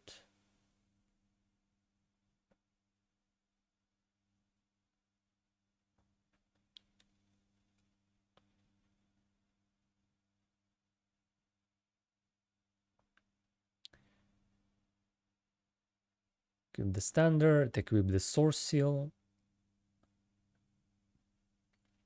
buff up, swap back the source seal for the lightning charm for 10% damage, and kill Millicent. And she's pretty easy to kill. You can just spam her with horn bolts and she dies pretty fast. So now that she's dead, you can also kill Gowry and he will drop the talisman for you. So if you kill him any earlier, like at any earlier part of the quest, he will just turn into the cockroach and will not drop anything, unfortunately. So you have to progress through this quest a bit. But it's not a big deal because we have to kill O'Neill anyway for the weapon. So it all fits in kinda nicely. Now go back to Gowry and he's mourning here and you can just kill him.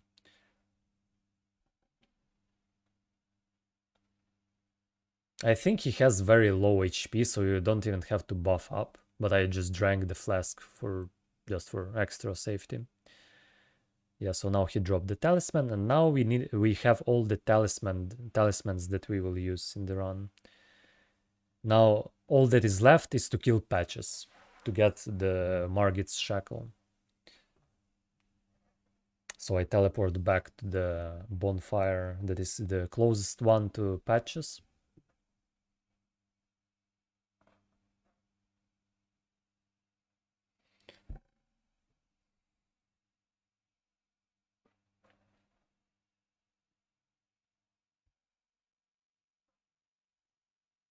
So the fastest way to get to the cave with Patches is to just drop down here. So if you carefully get yourself into this crack between the rocks, the height will not be enough to kill you with the fall damage. You will barely surpass the... Here I'm for some reason trying to buff myself up without having the source seal equipped. Okay, I swap into the source seal, buffing, swapping back to the charm. Okay, and this guy dies very fast with Horn Bolt as well. So, yeah, every time you have to fight a human-like NPC, like a Gideon or this guy or Patches or Millicent or whatever, the best solution is to just fucking Horn Bolt them, because Horn Bolt absolutely destroys guys like that.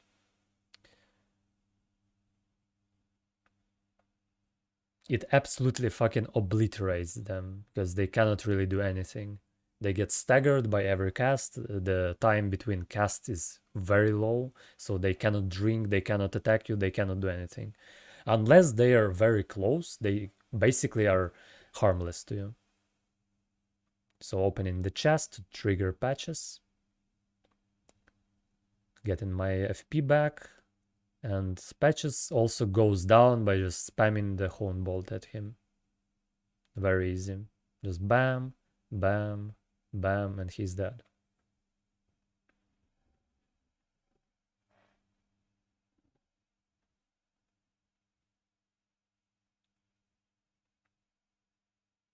Okay, so now that we have the shackle, well, actually we don't even have it yet, we just need to buy it. So now that we have the bearing, we can buy the shackle.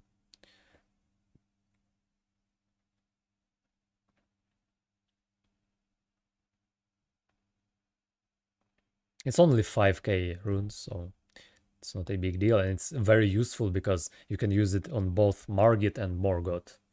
So both bosses are very heavily influenced by this shackle. The fight is like completely different from what you would have to do without the shackle. So here I for some reason have one level less than I usually have for this guy. But I think I will go back and get the souls somewhere. Because I forgot something yet again. Actually, I cannot say what I have forgotten now, but I think I went back before this boss. So I reached the boss and then decided to go back for something else.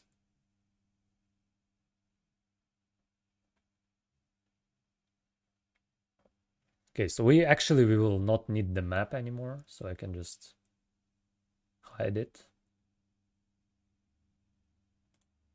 Not this. Not this. Wait, where the fuck is it?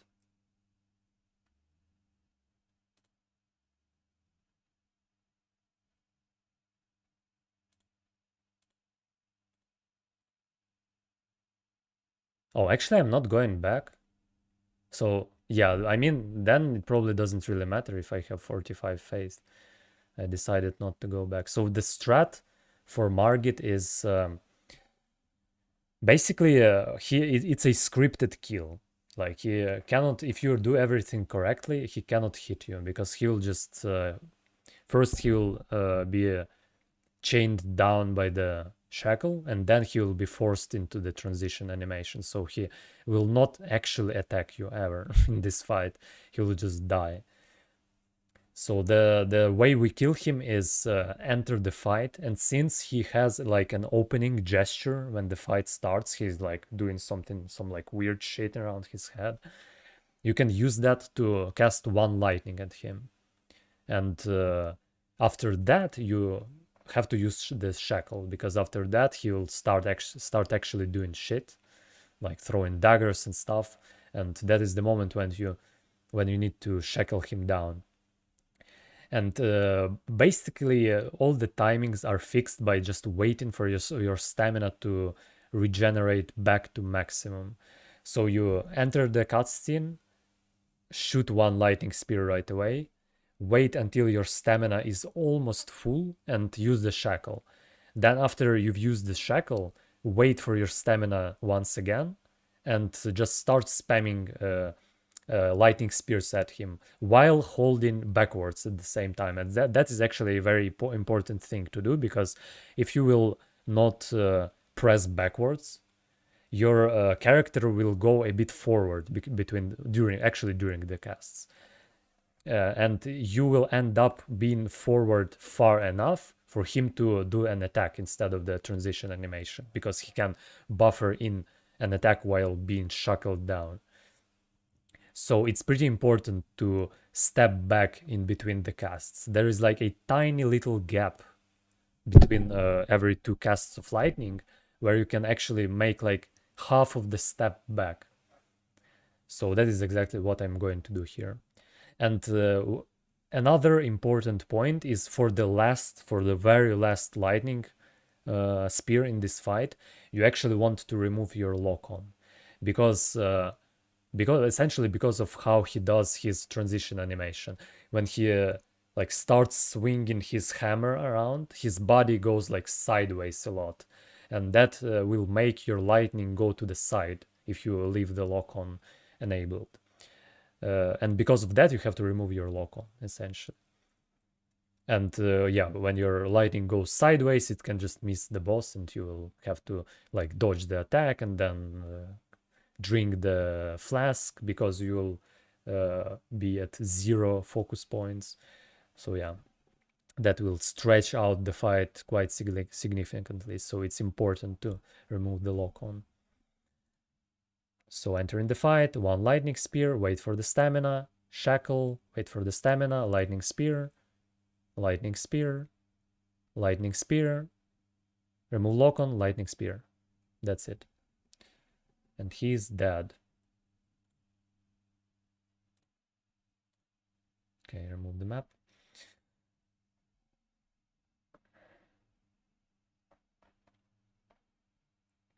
So as you probably noticed, I held my S button on the keyboard down all the time, so my character went like half of the step back between every two casts. So there is this guy that will lock you inside the room later in this area, but it's actually beneficial for us to get locked inside the room,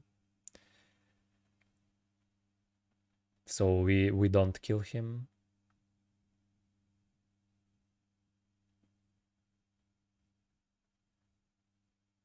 And when progressing through this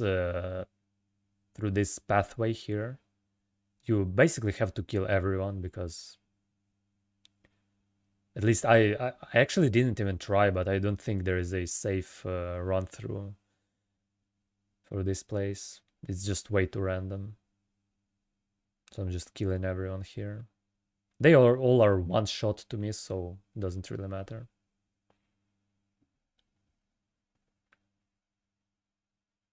Those commoners can actually drop a very useful chest piece that gives 1 faith, so you have to pay attention to if they drop something or not, because if they drop an item, that could be a chest piece.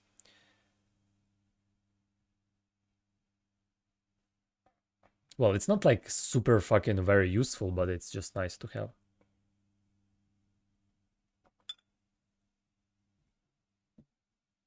So this one dropped something, and I looted, and it's a fucking glass shard. Very useful. Unlucky.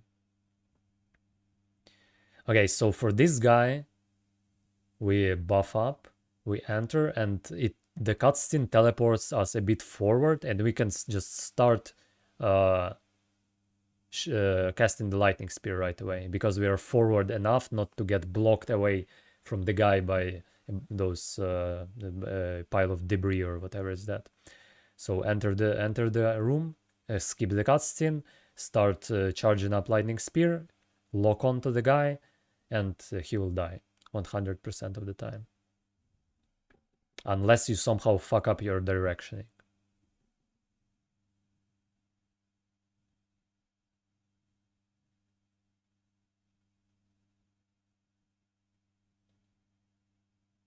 So from this point on, I can just run past everything, because there are like 2 enemies on the way, and all of them have no chance of hitting me if I'm not like just standing on the place AFK.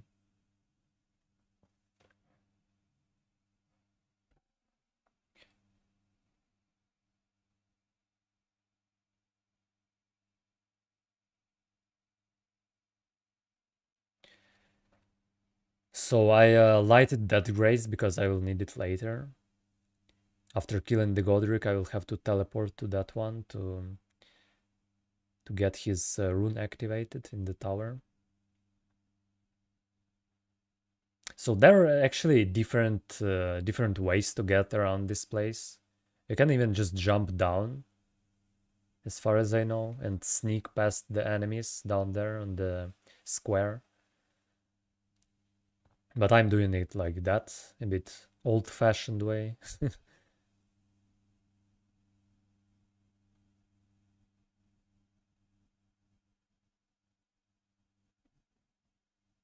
So don't need this grace.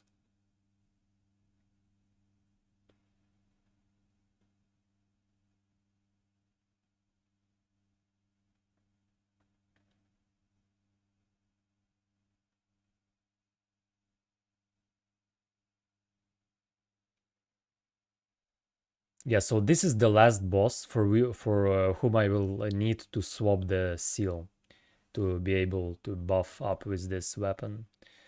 Because after this one, I will have the rune activated, Godric's rune, that will give me 5 of every stat, and that would be enough to use this weapon. So actually, the strat for actually I decided to level up after all, because for this guy the damage is pretty tight, and I was afraid of not having enough damage on him, not getting the scripted kill as usual. So I leveled up 1 faith to catch up with my plan.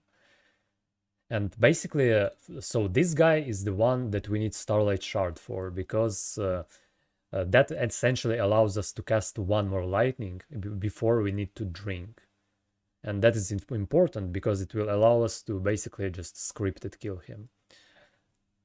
Otherwise, it probably will not be enough damage. And also the buffing procedure before entering the fog gate is also pretty tight, because the buff of this weapon lasts exactly the time of the boss fight. So as you will probably notice in the end by my buffs, the buff from Commander's Standard will fade away right after the boss fight ends, right after the boss dies. So the setup for this is pretty tight, actually. So what we do is, well, of course, after setting up RTSR, we get our FP back, swap to Radagons for the buff, get our FP back, drink Flask, use Starlight Shard, buff the Standard, and enter the Fog Gate right away. And while entering the Fog Gate, swap to the RTSR back, so you don't lose time for that. And now here we need to stand on a very specific spot on the ground. So the reason for that is because Lightning Spear actually has a pretty bad range. Like, it's not the best range in the game, obviously. So the gap in between the distance at which boss is forced to just walk towards you and the distance at which boss can actually start doing attacks is pretty small. And this place where I'm standing at is exactly that point in between those two distances. So I can barely reach him with the spear right now, but he's also forced into walking towards me, so he cannot do the attacks yet. And this way I essentially get one spear for free. And that is what allows me to make this boss fight scripted. So I'm standing right on where the grass, where those leaves on the floor or flowers or whatever is that end. So there is like a little piece of brick or whatever is that to the left, and I stand right between the grass and this brick. So in this place, it's just enough distance to reach him, but not enough for him to do any of his attacks. So I stand there, cast the spear, cast another spear, and another spear, and he's transitioning. Now wait for your stamina to regenerate just enough to do 2 lightning spears and hit him twice more. And drink Estus right away. Okay, so now we are in the second phase. We have full Estus, full FP, but we have almost 0 stamina. So now we have to, again, wait for the stamina to regenerate back just enough to cast 2 lightning spears. And then we can cast, and then we can dodge the fire. So wait just like a millisecond after the cutscene, and you will have enough stamina. 1, 2, dodge, and 1 last lightning spear, and he's dead. Hey, what's up, Jinzi? So if doing all the positioning and timings correctly, and stamina management as well, this boss fight is basically scripted. There is no risk of getting hit.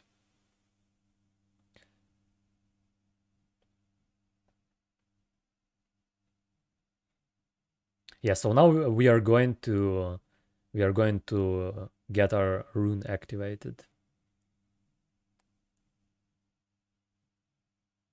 Isn't it too obvious? What do I mean?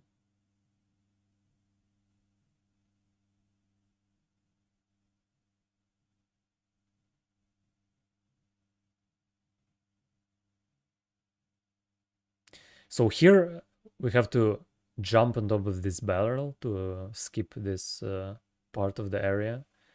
And jumping on that might be pretty sketchy sometimes because it's very easy to break it instead of just jumping on top. So you have to be careful.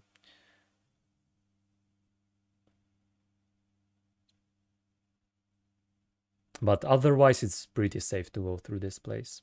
There is no risk of getting hit. There is one more lily on the way here that you can get.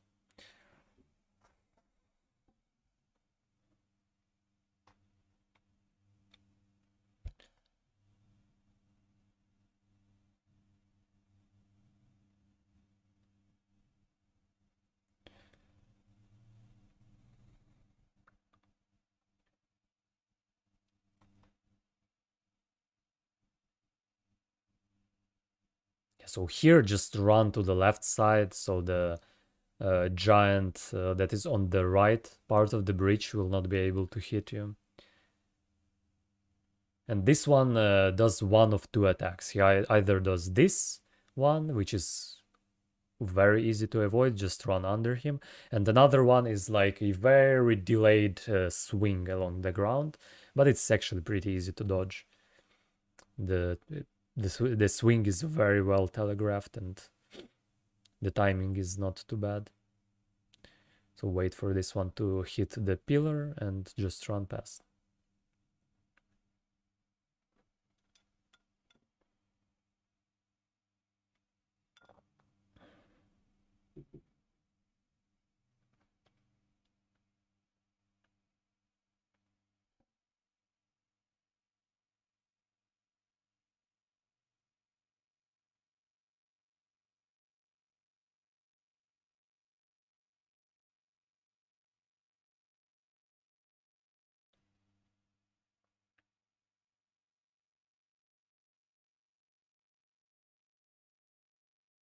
So for Rodan, it's pretty important to have a very specific level of faith.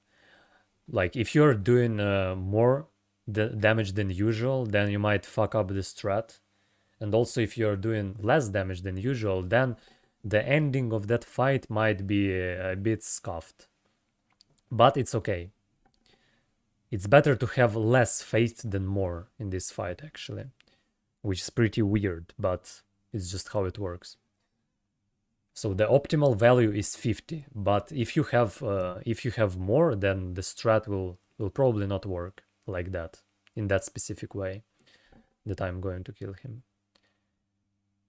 But I think it's with every possible value of faith, there is a setup. There is a good setup for him. You'll just have to find it, essentially. But it's not like there is just no setup with other value of faith. It's just that my setup works with this value the best. Okay, so don't forget to level up 50 faith, exactly what I need, and equip the rune.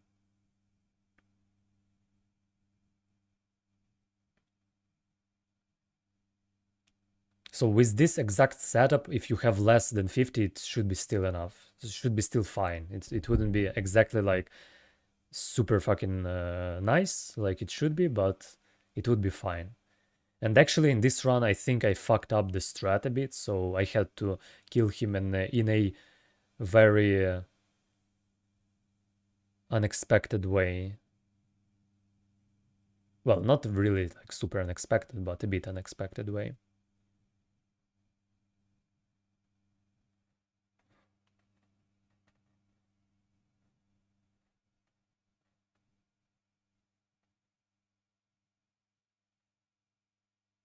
Activating the festival.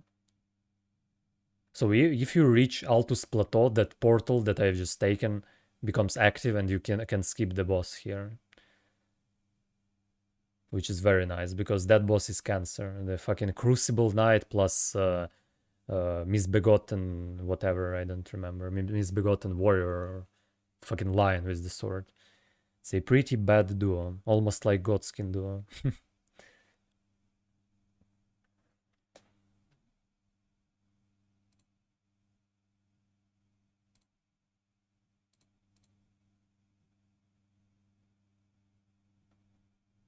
Okay, setting up RTSR.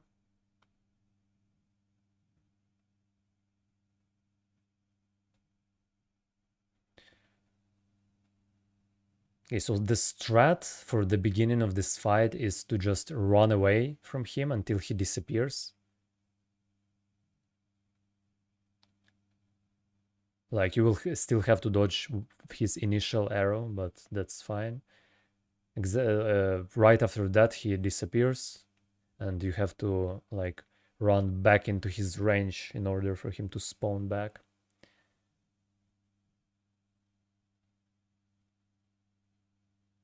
I have no idea, James. I have no idea how you can return them if you already, if you already killed Rodan. Okay, so for this, I run back into his range And right when he starts drawing back his arrow, I stop and stand still. And for some reason in patch 103, it makes him go melee. Doesn't work in patch 102 as far as I know. So now go back to this wall here.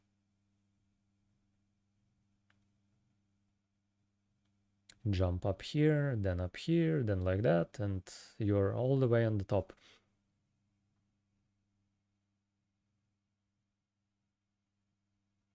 So now what I will do, I will do enough damage to him so he's just over the transition point.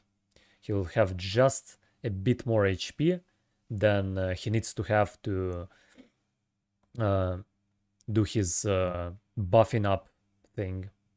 So now he is just over the transition, like just even a bit more damage and he will start transitioning. So now that I buffed up, I have to wait for him to do his combo attack, because that will allow me to get the most profit out of the pre-transition phase. And buff again just to... So this is kind of like a mind game. You have to, essentially you have to buff yourself just before he does the combo attack, so you will start punishing it right away, and the buff will last as long as possible. So you're maximizing your damage. Okay, buffing up and now waiting. But he does different attack. Unlucky. Okay, so now he does the combo attack and we start shooting. Now I missed one because, well, because lock-on is a meme in this game, and that is why the strat will not work exactly as I expected it to work. Shoot until he does the gravity well, dodge the gravity well, shoot once more, drink, remove the lock-on back, and do 2 more, and he survives at 1 HP because I fucked up one of the lightnings. So if he survives and goes for the meteor phase, unless, like, if you will stay on top of that rock, he will land exactly on your head. So to prevent that, you have to jump down on the ground and climb back up right away. So that makes him fall on the ground instead of falling on top of that rock where you are standing.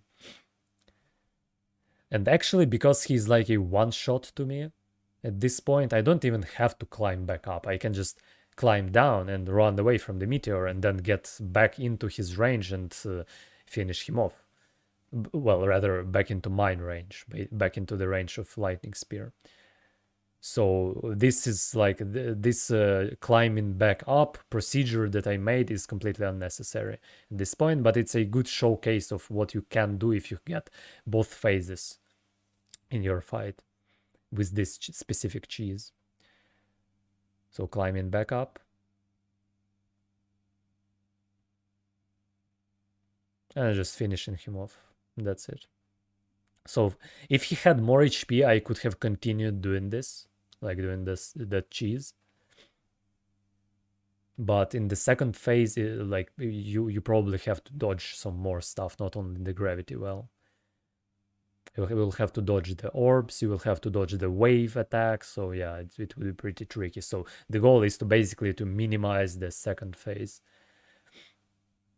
as much as possible.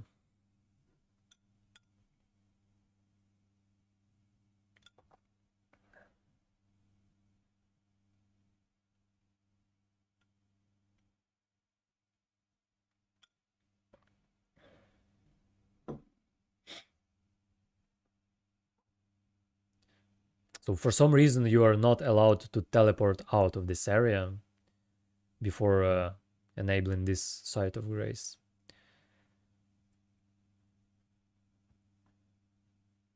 Now we level up 25 mind, and that is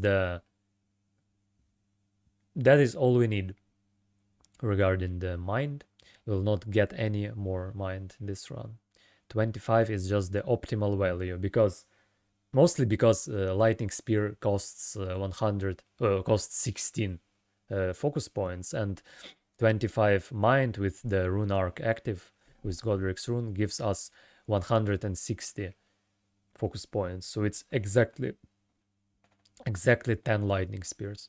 And at the same time, our flask, which is +6, also restores 160 focus points. So it all fits in kind of nicely.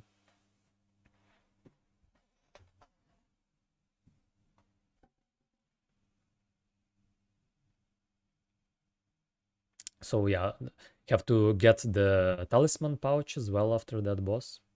It's pretty important not to miss it, because later you will be blocked away from getting it, as far as I know. You can probably buy it from the twin husks still.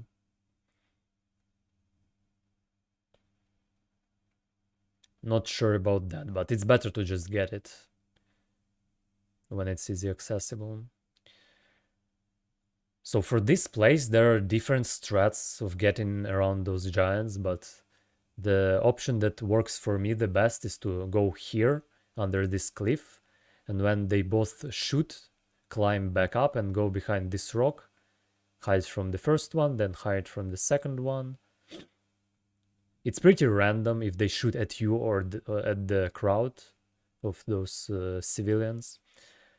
So yeah, it's better to just hide behind the rocks just in case. Now it's pretty safe to go past that guy and then just climb back up here. And now the actual first boss of this run, because this is the first boss that is not scripted.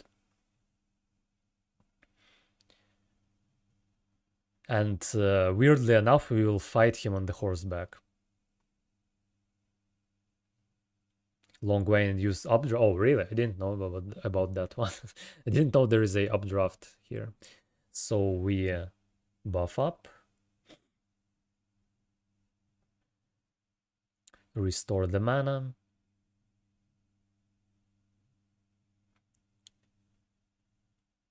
And attack him. And he will start doing his opening like gesture and stuff, and you can get like 4 or 5 lightnings in for free.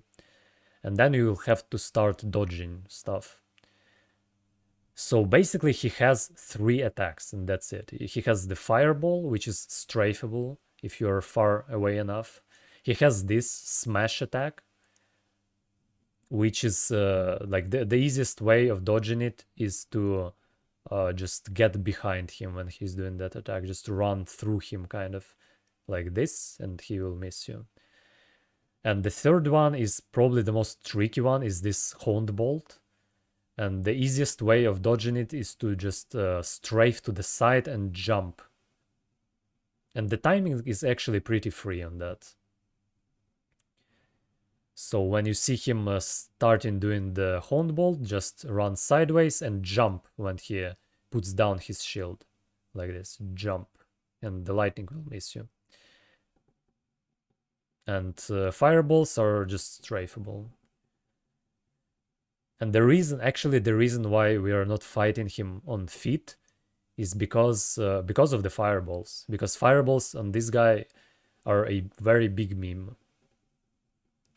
They can easily hit you if you're on the ground, because sometimes, like, it really depends on your elevation. Because if you're not on the horse, those fireballs sometimes land in front of you, they sometimes fly past you, sometimes they land behind you, sometimes they even land right in front of the boss, weirdly enough. So getting a bit unlucky here is my lightnings. Yeah, so he is finally dead. But yeah, fighting him on the horseback is actually very enjoyable all of a sudden.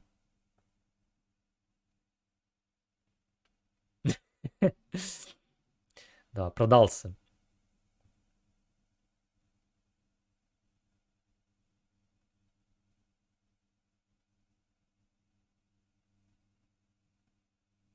Fire under boss is different. Well, I mean, actually, like a fireball. When he shoots fireball, but the fireball lands in front of him. I mean that.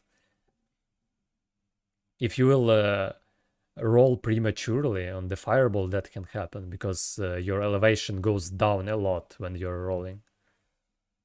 And it also depends on like relative height of the terrain. that you are both standing on.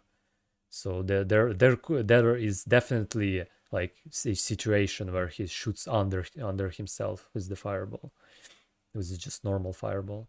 I've seen that happen a couple of times.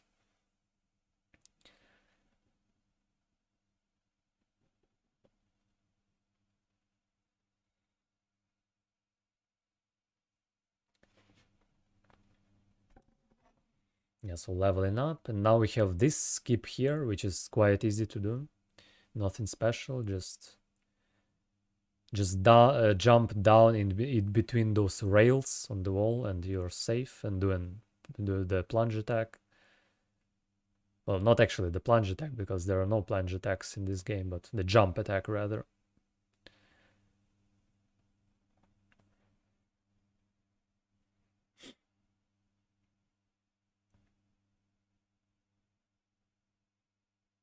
So here I should have taken the shortcut actually first. I should have enabled that elevator, but I totally forgot about the fact that I'm not killing the stray demon anymore. So yeah, I just forgot to take it. So I'll have to do the skip again later. So here, just jump over some gaps between the roofs and you're fine. Jump on top of this.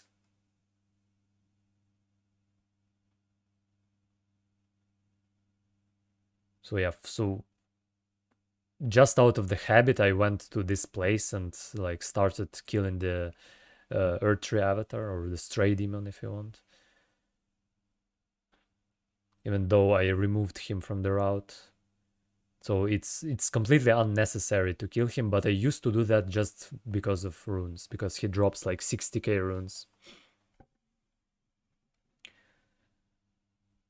But you don't really have to kill him. You have plenty of damage at this point. With the 8% talisman, this guy is completely unnecessary. I used to kill him because I didn't have the 8% talisman. But it turns out that getting the talisman is way easier than even killing this guy. And faster probably as well. So yeah, I started fucking around with him and like trying to kill him, but then I realized that I'm not doing that anymore.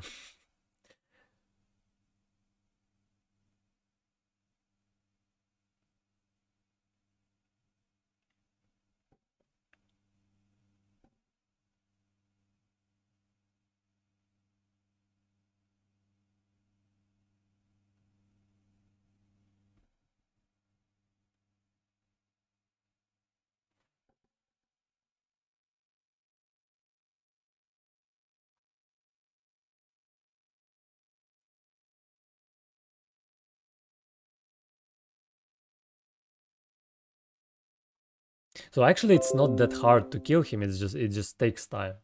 I just have to de-aggro him a bunch of times.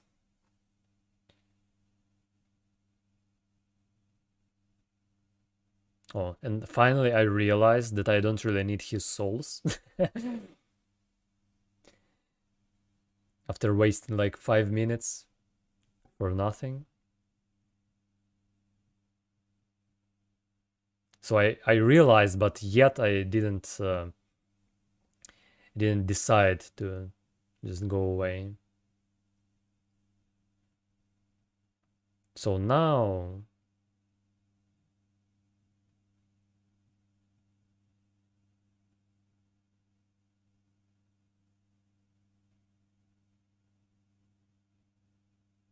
or wait, will I actually kill him?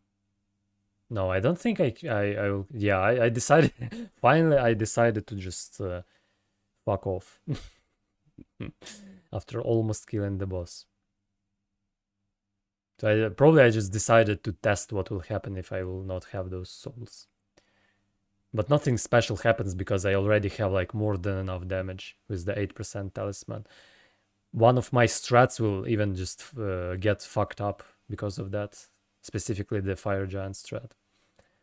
So yeah, here I'm going through the lower part of this, because for some reason if you go through that area, the archer just goes somewhere and doesn't shoot at you anymore. And it's pretty free to climb up this dragon skeleton.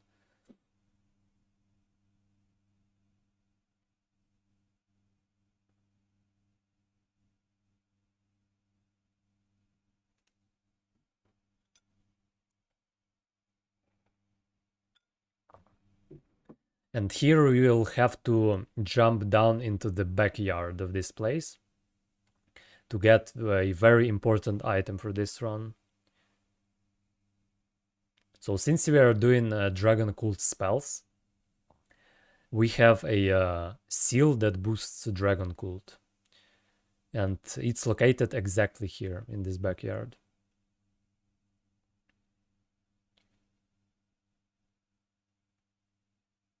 So there is probably a better way of getting it, but I'm doing it kind of randomly, like in the way I used to do it always. But I suspect there is a strat for this place, which is faster and more safe than what I'm doing.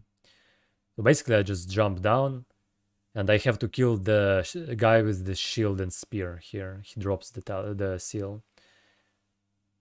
So I shoot at him once, so it triggers him and he'll just run at me after that.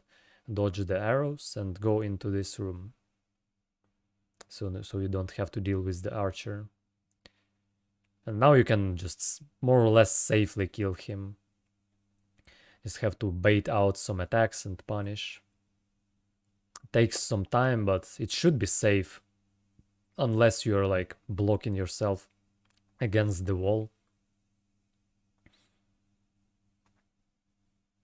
So as long as you have enough space behind you to just run away, you should be fine. With just killing him like that. And don't forget to pick up the item, because it doesn't go into your inventory automatically. You have to pick it up. Otherwise, you will have to kill him again, because the loot will respawn back into the guy.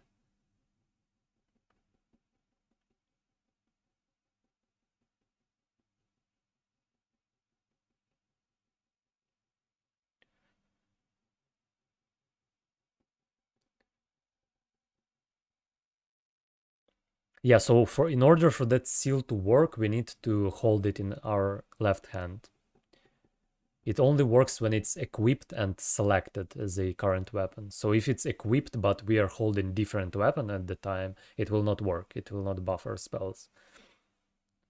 We need to swap to that seal every time, because otherwise we will not receive any buff. Okay, so drinking flask here because later we will be chased by a bunch of spear guys, or the pole arm or whatever is that they use.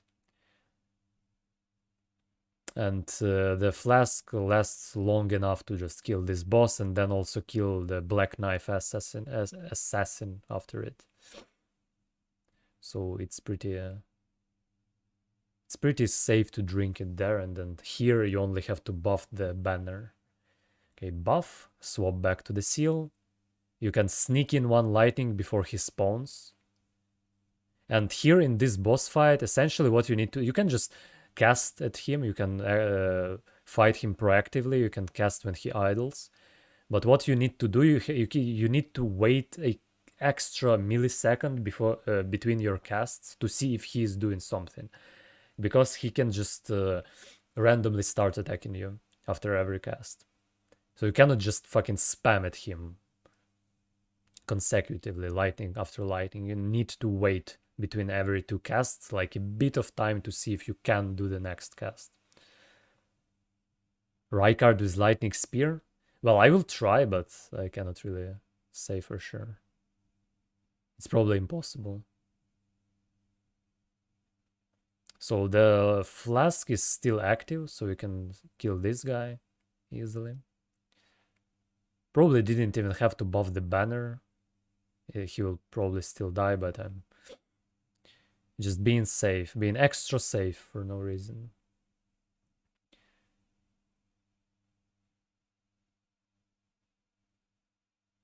Leveling up some more faith.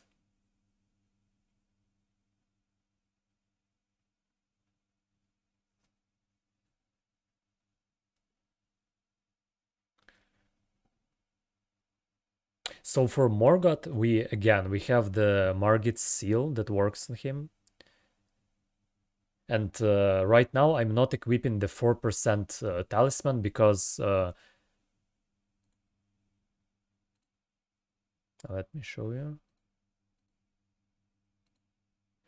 Oh, I missed it. Oh, fuck. Yeah, so I just wanted to show the talismans that I use for this fight. So the thing is that 4% talisman only becomes better after 77 faith, I think, if I remember correctly.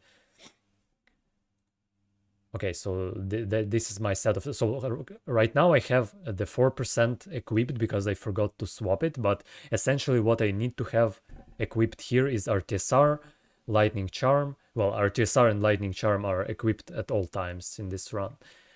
And other two are 5 Faith Talisman, and the 8% Talisman.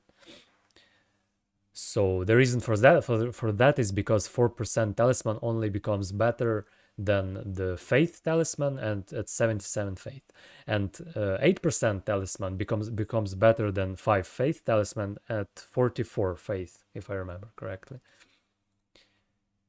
So right now I'll equip the lock talisman for 8%. Yeah, so 5 faith plus flock.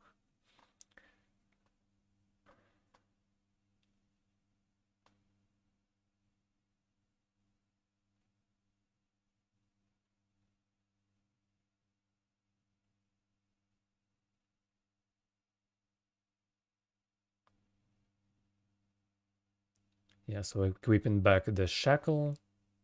So for this boss, on the contrast with Margit, this boss doesn't have his fucking opening like gestures and shit. He just starts attacking you right away. So we will use Shackle right away accordingly, unlike on Margit. And basically what we need to do in this fight is just use Shackle, wait for the stamina to regenerate back to the maximum, and just spam him down with lightning. And again, you have to, same as on Margit, you have to hold down backwards button.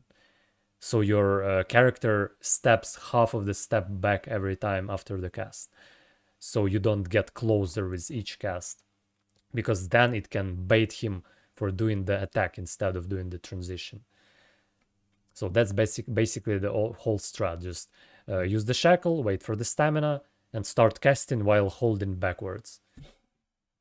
And then he will start his transition, which gives him kind of a defense buff. So it doesn't really benefit you to just cast at him when he's transitioning. So you make him transition, wait for the defense to end, and spam again. And this is a scripted kill as well. In theory, he shouldn't be able to hit you if you do everything correctly. Buff, restore FP, enter the fight, use shackle, wait for stamina, cast backwards, cast backwards, cast backwards, cast, and he's transitioning. Now go back a bit so you don't get hit by those explosions of shit, and finish him off. That's it. Опять сыром мажемся, да.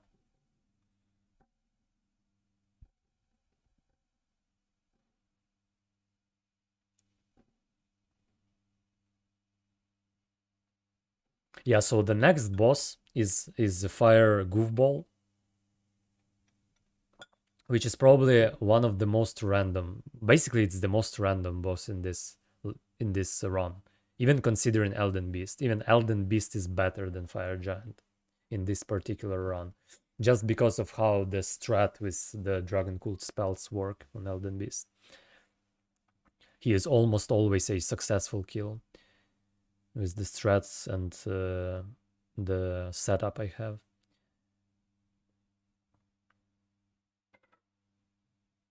So I'm leveling up.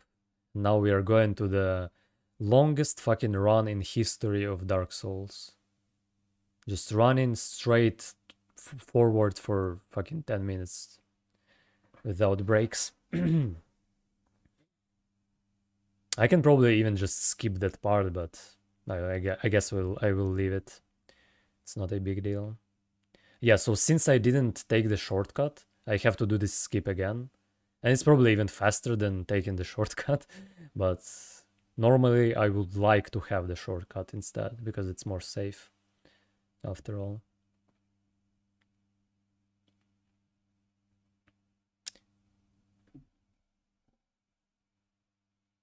So here in this place, I've seen people sneaking past all this trash here, but I'm just killing it instead. It's all a one-shot, all the one-shot enemies anyway.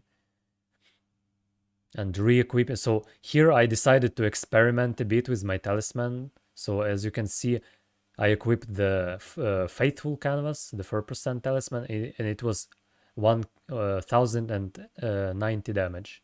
But if I equip the Faith Talisman instead, it would be more, as you will see in a moment. So with the Faith Talisman, it's 1116.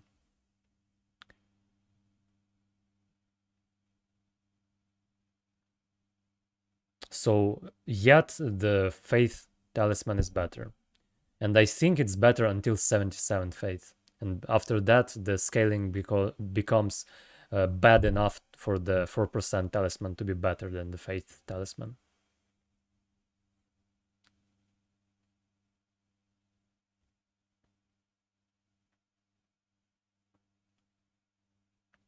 So buffing up for this place for no reason, just because I have extra time to buff, why not? Standing on the elevator anyway and waiting.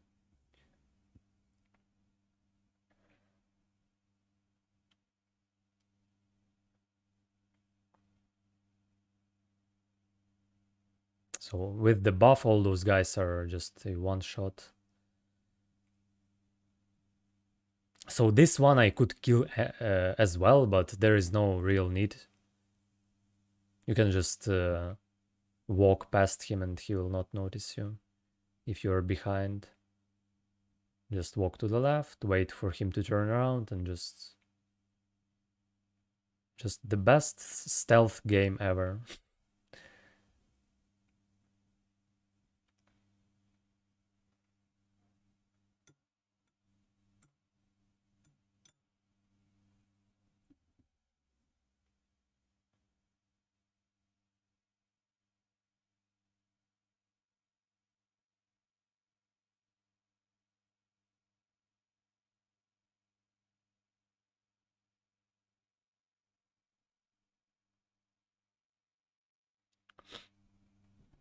Yeah, it would be nice if this player had a fast forward. Because this part would be just very long. Just 10 minutes run through the snow area before the fire giant.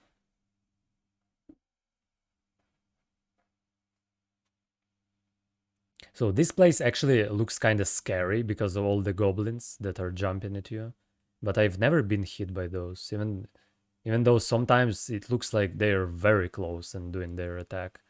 Especially when they're doing their like bloody spin or whatever is that. The shockwave is not very scary at all. But the spinning attack is what is scary actually. And also you have to make sure that it's not a night time when you're here, because when it's night in this place, you can get the night cavalry to spawn. Like this attack, it's what I mentioned. The spinning like red kind of thing. It looks pretty scuffed. But they shouldn't really hit you if you're sprinting full speed through this place.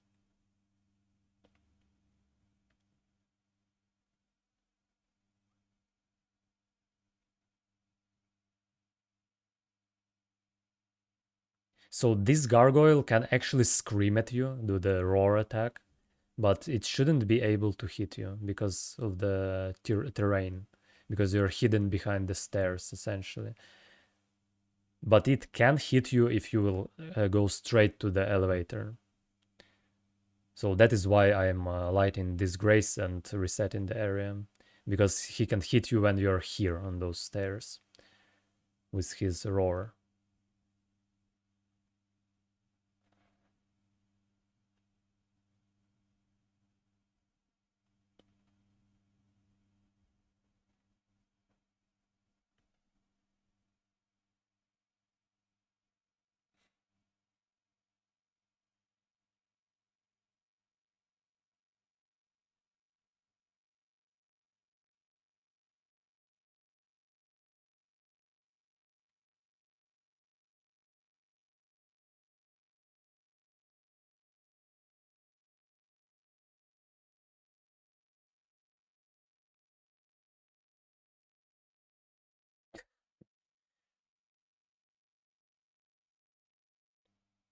Yeah, so here you have that like pyromancer guy on the way, and I've seen people getting hit by this guy. So when I'm approaching him, I hit him with lightning, so that baits him for a turnaround. And it seems to be safe like that.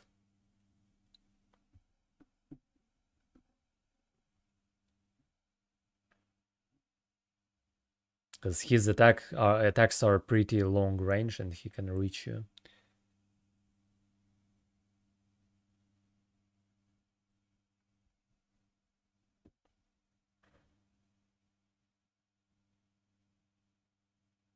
So here I'm stopping for extra second, like extra half of the second, just not to get memed by the arrow, because the timing on that arrow is uh, a bit variational. It's not like the same every time. So I stop for like extra bit of time to make sure that I will not run into the hitbox. It will not hit me, it will hit my horse instead, but hit to the horse is still a hit, at least by my rules.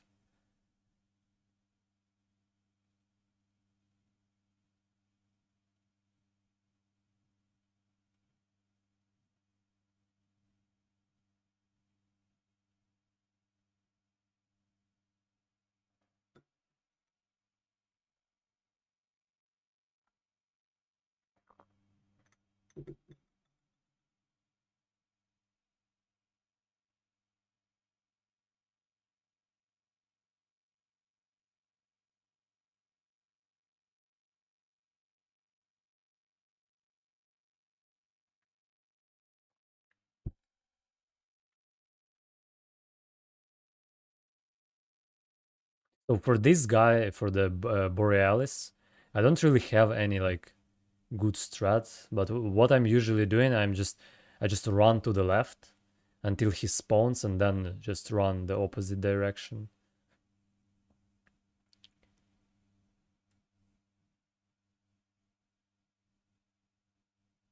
Unless he spawns all the way to the right from me, then I run straight to the edge of this area and then to the... Yeah, so now he's spawned to the right, so I'm running to the left. This seemed to work generally, just run the opposite direction from him, but I'm not 100% sure if it's consistent.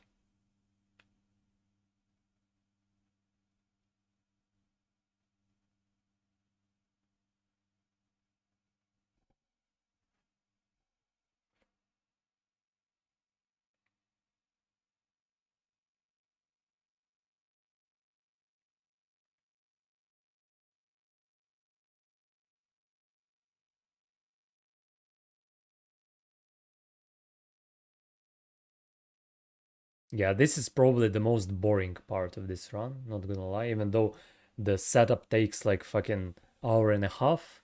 This is worse than the setup. It's just running forward. And nothing happens. Just run, run, run, run. And you have to do it in every run, no matter what it is. Like spells only, whatever only, you'll always have to run through this place, which is pretty annoying. Because the setup can be shorter in different runs. But this cannot be shorter, it's the same.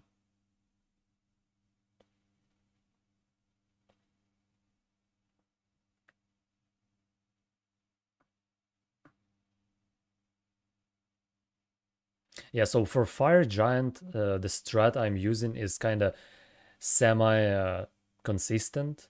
It's not always the same.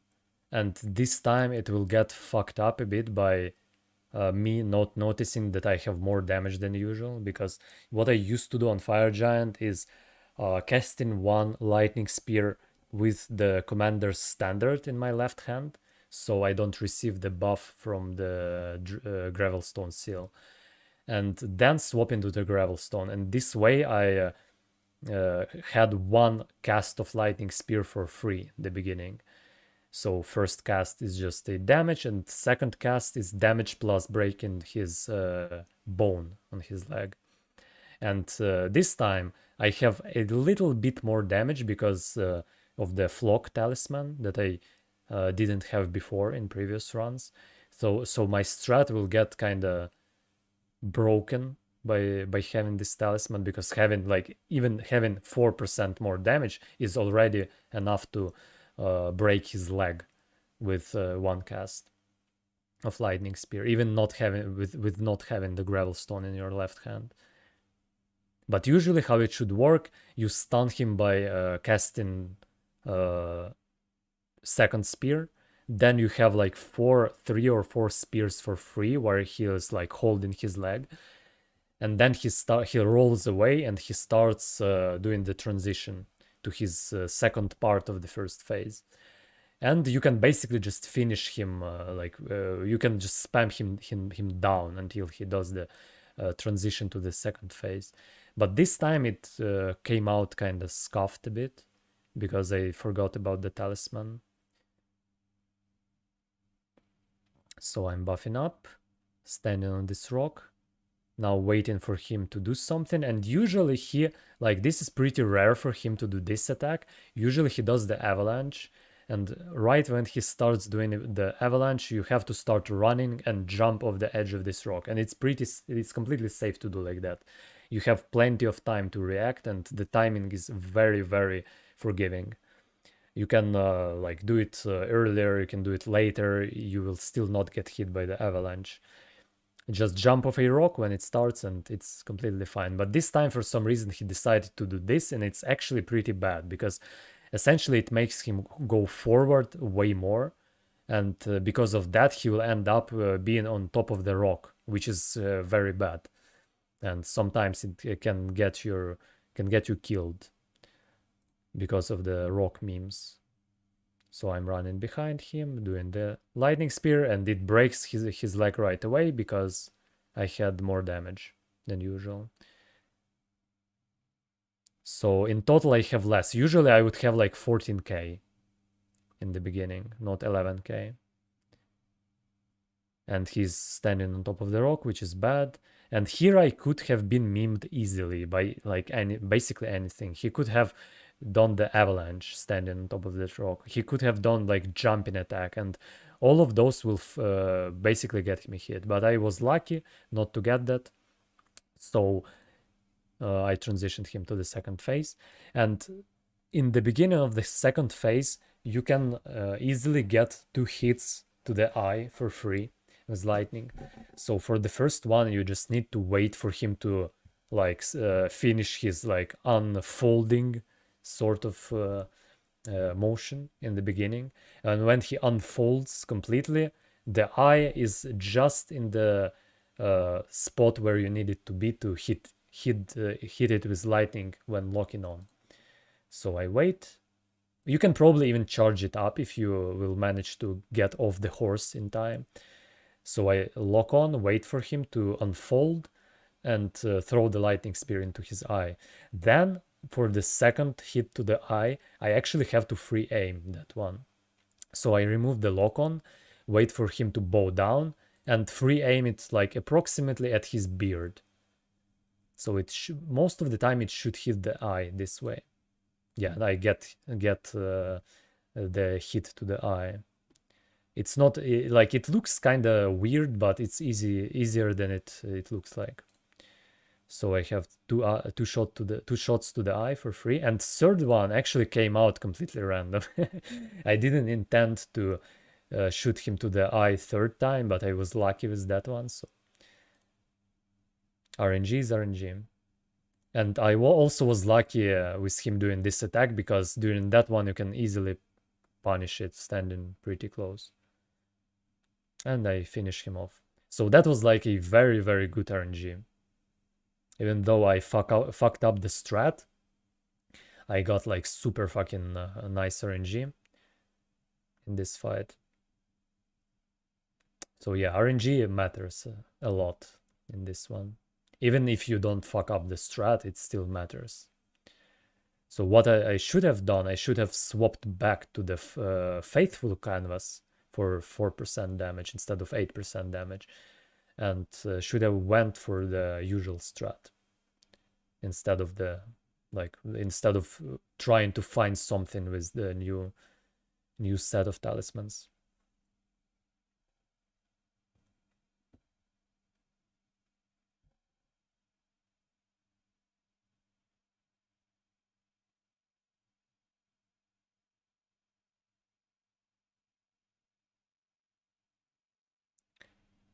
So now we level up again.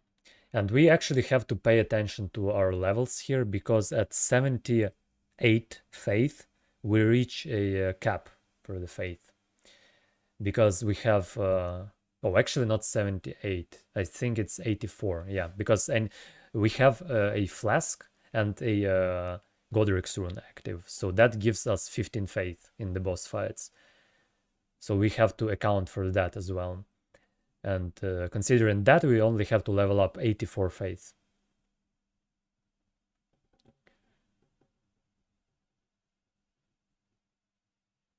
And also we have to pay attention to the fact that after 77 faith, the flock, not the flock talisman, but the faithful canvas talisman becomes better than the 5 faith talisman.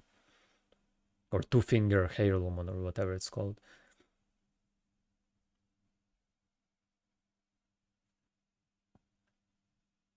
So getting this rune, it's not necessary, but just a free pickup.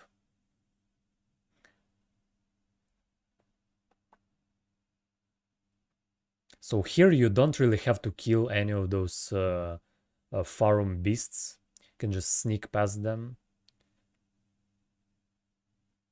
Just wait for this guy to bypass the point where he can still notice you.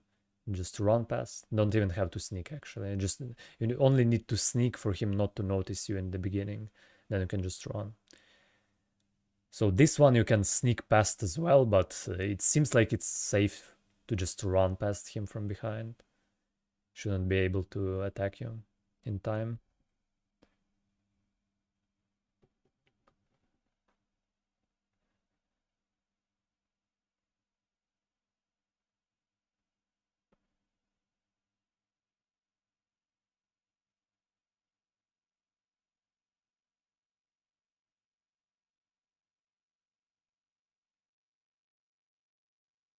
So this dragon shouldn't be able to hit you if you just run past. It's just not fast enough. And in the next part of this area, we have to pick up the prayer book. The prayer book that gives us a very important spell for this run, which is called Ancient Dragon's Lightning Strike. And the prayer book is located here in this room. And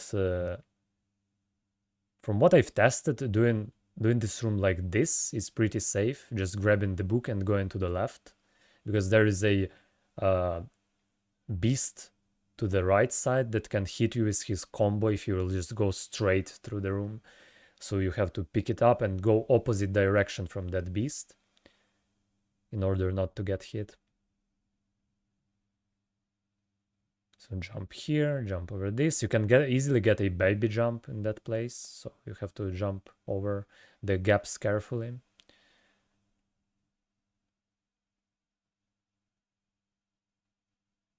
This one also always does a jump attack, so he's easy to avoid.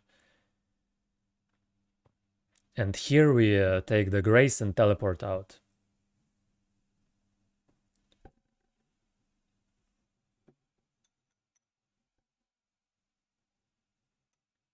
So if you don't, you have to have 10k runes for the spell, because it sells for 10k runes. And if you don't have enough, you can just pick up the Hero's Rune 2 on the way. It's located right outside of that area with the prayer book. It's just before the room with prayer book, on the balcony. There are no enemies in that place, so you can easily pick that up if you have less than 10k souls. But in this run I had more, so I didn't go for it.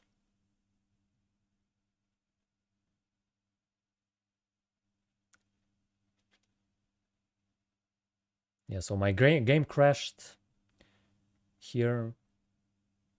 It happens pretty often. Sometimes it crashes.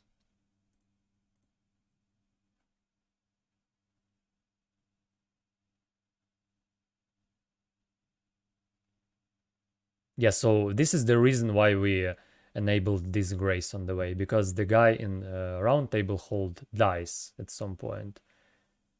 I'm actually not sure when he dies even, but by this point he's dead. And that is why we have to go to the Turtle Pope to buy the spell. Now we teleport back to the Dragon Temple. Crashed Kappa. Yeah, we all know that is a splice. Okay, memorize the spell.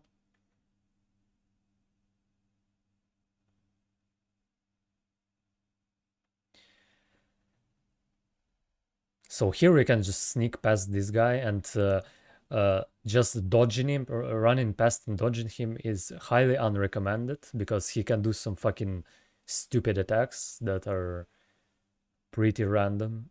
So it's better to just sneak past. It's way more safe. So now this boss is the reason why we collected Trinus lilies and cracked pots and the mushrooms, because we need 4 sleeping pots for this boss to kill it nicely and consistently without any memes. So we set up our TSR, and now the setup. So what we want to do for this boss, we want to sleep the Godskin Noble in the beginning of the fight. So we only have to deal with Apostle, and Noble will just sleep and will not get in the way. So to be able to do that, we have to stand at certain point and aim at certain angle at the place where the noble will spawn. Then we throw a kind of pre-throw a pot and get into the trigger right away. So that way the noble will end up spawning inside the cloud that will be produced by the sleeping pot, and he will just fall asleep right away. So what am I doing here? I'm just setting up a correct angle to throw a pot at the place where the noble will spawn. So the correct setup is just stand with your right hand on that brick, and left hand right leg on the brick, and left feet on the skeleton. Now aim at the eyes, throw a pot, do an attack, and crouch. And that makes him go asleep. Now I'm throwing another pot here just to make the Apostle go back faster, because otherwise he will continue going that way to look what happened, like why the fuck, like what. He will just go there, and he can even get stuck in that place. So it's better to just throw something here to distract him again and make him go back to his initial spot. And since I have like it's not a problem getting 1 extra pot, so I throw a pot there and you don't have to switch to anything else if throwing a pot, so that's like the easiest solution. Now that he goes back, I buff up, use the flask, use the banner, get my FP back, swap back to my seals, and start blasting him with Horned Bolt. And sometimes he can do different shit. He can like jump sideways here. He can like start running at you. He can do the black flame attack, but it doesn't matter what he does. The result should be always the same. You can always just spam full stamina bar of Horned Bolts, and it's safe to do like that. So spam, now wait for the stamina to regenerate just enough to cast one lightning spear and leaving you with non-zero stamina, so you don't get penalized again and you will be able to sprint away from him. Shoot one lightning spear and sprint away. And hide all the way behind this pillar here. And start blasting him again with Horned Bolt. So the reason why we hide behind this specific pillar is for him to not be able to sidestep far enough to the right to get an appropriate angle at us, to be able to hit us with Black Flame. So that is the reason why I'm doing it specifically here. It's like, it should be completely safe if you don't fuck it up. He can sometimes cast Black Flame all the way there, where you cannot reach him with Horned Bolt, but then you have to just wait for him to approach a bit closer, and then you can just start blasting. And like, it should be completely scripted at this point. And the thing is that after he dies, you can still hit him, kind of like on 4 Kings in Dark Souls 1. So he dies, but I can still cast like 1 or 2, depending on RNG. I can cast 1 or 2 Horned Bolts more into his hurt box. So that is exactly what I'm going to do here. He dies, and I'm casting 1, 2, and second didn't hit, but so like most of the time it should hit him. Now, since they nerfed sleeping pots, and well, they kind of not even nerfed them, they a bit rebalanced the sleeping pots in 103. They made them made the sleep effect last shorter. It's now like 60 seconds when it was 19 before. So since they nerfed the duration, but they buffed the effect, so it's easier to proc the sleep now. I have to re-sleep the noble before doing any damage to him, because if I will go for like rebuffing, regaining FP, and casting ADLS at him right now, he might awake before I actually want him to awake, before I cast the Ancient Dragon's Lightning Strike. So what I will do, I will re-sleep him first, since I have enough pots anyway. And even getting more pots, is not a problem. So I re-sleep him. Now buff, back, regain your FP, select a pot again, go behind, cast ADLS. It will almost kill him. Cast ADLS and do the pot again. And it will make him go back to sleep right away again. So now you can repeat this procedure, buff again, so the buff lasts longer, and cast ADLS again. So this guy actually has even a bigger hurt box, and when you're casting Ancient Dragon's Lightning Spear, it will get and it will fucking inflict enormous amount of damage to this guy even after he dies. So that is the reason why I set it up all in this specific way. So he's low HP, I finish him off, and as you can see, he received like 2k damage, but actual like total HP bar received 6k damage, because the spell hits him when he like in the dying animation, kind of. And then you get a auto respawn of this guy. And this is like, it's very easy to just finish off the Apostle. He's not very aggressive. You can just hide behind the pillar and spam some Horned Bolts at him. So it's like, it's pretty easy to finish off this fight. You can even do just normal lightning spears. At some point he will start doing the resurrection animation, and that is the moment when you can just start spamming and spamming and spamming, and you will have enough damage to just finish him off.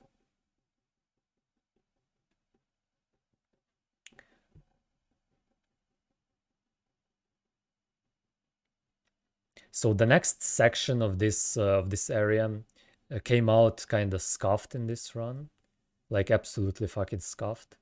And to be honest, I cannot even tell if the strats I used are okay at this point.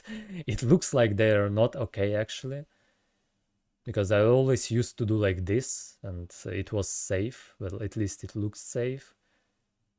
But now you can see, like when I'm jumping down here, as you can see, as you could probably have noticed, now the fucking throwing axe from that guy almost reached me. So yeah, I thought it was okay, but now it kind of doesn't look very good to me. So just to be more safe, you might want to kill that guy. Actually, it's not very hard to kill him. He's like a two-shot to your spells. You can even cast a Ancient Dragon Lightning strike at him, and he will die probably in one shot of that.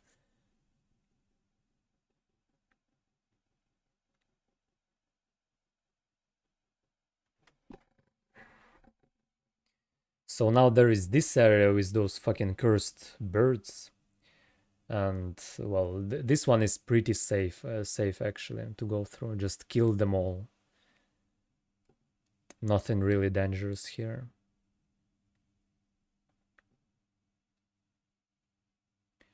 So there is one here. Now we can jump down to the left, and seems like on the left side of this little square here, you don't get any lightnings. Like, as long as you are staying to the left side of this platform, you should be safe. And here should be another bird on this statue here. There should be a bird here, but for some reason in this run there was no bird. I don't know. I have no idea why, but that bird just wasn't there this time. So usually when it's there, you can just free aim it with the lightning spear. It's very easy. Cannot kill it with the lock on, but you can just free aim it. It doesn't aggro to you. So kill that one, kill this one as well. Like basically you have to kill everything that is on the way and that can potentially aggro.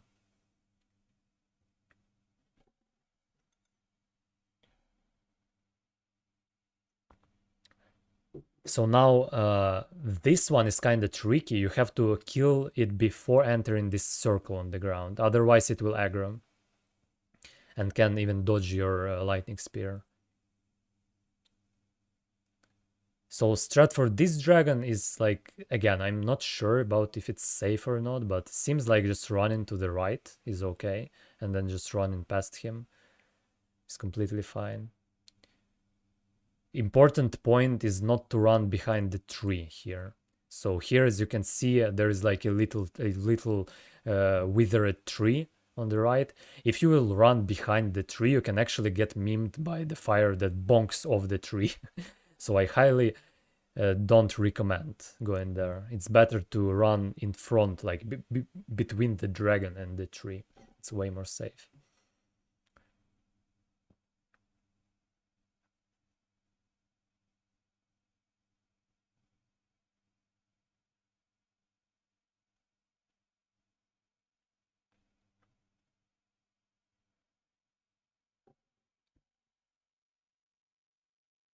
Yeah, so here you pretty much have to kill everyone who is not sleeping, and even one sleeping guy as well.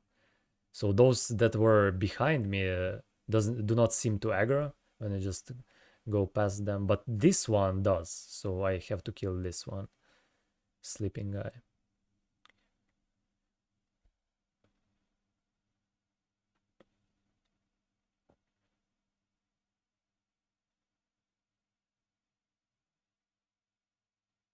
So this one doesn't start throwing his bullshit at you until you jump on top of this fallen pavilion here. So it's pretty safe to just hit him from the other side of the cliff. Now here, everything went completely fucking top to bottom again. Fucking upside down strats. So it shouldn't go like that. And this guy with the axe actually has to be in the corridor when you enter the corridor. So like this place is completely not as it should be. It's a very bad showcase for this run. But usually what you do is you kill the guy in front of the wall, and then you run into that corridor and you have to dodge the axe guy.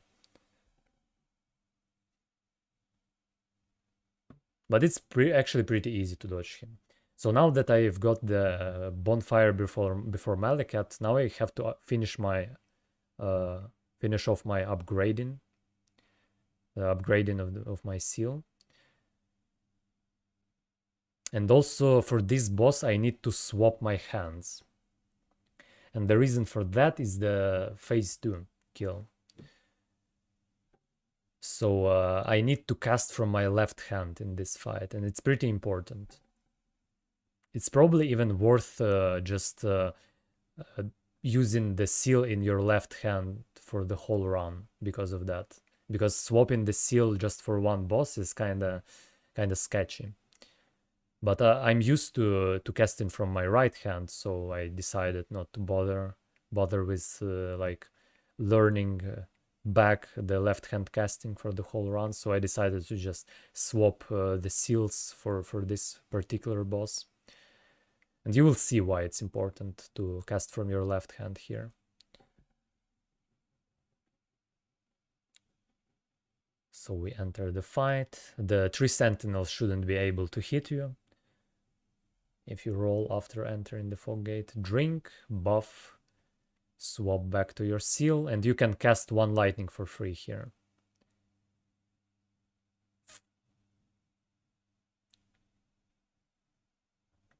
So we need to get this boss again. We need to get this boss right over the transition HP, just a bit over the HP at which he transitions to the second phase, because we will have to reapply our commander's standard. So here is the HP we need. Now we pull out our fucking standard, buff up. So the way to buff up here is you wait, like you run behind the pillar, and if you see him starting doing his like spells, spell attacks, you can just start buffing up. It's pretty safe. So, because the spells cannot hit you through the pillar, and it takes him a pretty long time to execute those spells, so it's safe to buff like that. Now that we buffed, we also want to restore our mana. And now transitioned him to the second phase. And so the setup for the second phase is actually a one-shot. You like skip the whole phase 2 by casting 1 spell. And that spell is the reason why we swapped our hands. So the setup for this is goes as follow. So you have to start running at him right when the second phase starts, and you end up being like here on this tile on the floor, like here. You have to stand precisely in this place, in this corner on the ornament on the floor. And when you are reaching this place, you have to start casting charged up version of the Ancient Dragon's Lightning Strike. And you have to do it from your left hand. So start casting, lock on to the boss, just to get a proper angle. And as you can see, I'm casting the spell and my character raises his hand upwards, and that makes my hurt box like squish a bit kind of from the left side. So my collision or hurt box, whatever you want to call it, goes a bit like sideways and it gets squished from the left. So the attack he's doing has no chances of hitting me. So he's doing like overhead slam to the right, from his right to the right of me. And this time he didn't manage to land it, but usually when he, well, like when you get better NG and he lands the overhead slam, you will not be hit by the slam if you're casting from your left hand. So that is the reason why I swapped my hands in this fight. And like most of the time, unless you get like super fucking very unlucky, you should get a one shot of the second phase. So that's basically it. Hey, what's up, leader?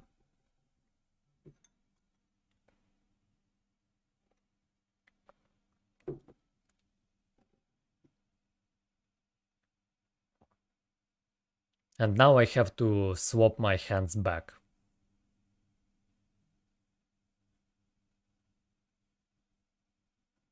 So that is pretty annoying to have in the run. And actually, it's probably better to get used to casting from your left hand all the time, because it doesn't really affect anything else.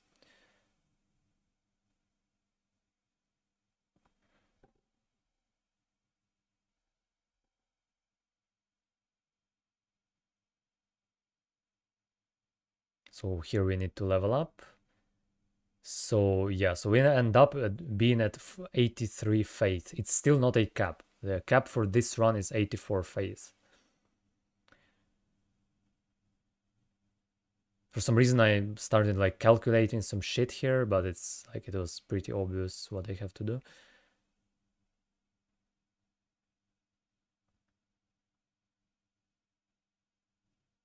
Yeah, so I'm leveling up faith yet. And I will have to level up even one more level into the faith. So the next boss is completely trivialized by one of the spells I have in this run. It's called Honed Bolt, and it's like, actually it's a very useful spell on some bosses, like this one, for example. It basically annihilates any humanoid-like boss or NPC. So anything that can be staggered by one Honed Bolt is just completely obliterated by this spell, because you can just spam down the enemy. So in this run, you don't even need to do the Gideon skip, because he just dies every time. There is no way you can get hit by this guy, unless you forget to do something. Like if you will forget to set up RTSR, for example, or if you will forget to drink your flask, or if you will forget to buff the banner. Okay, so swapping my hands back.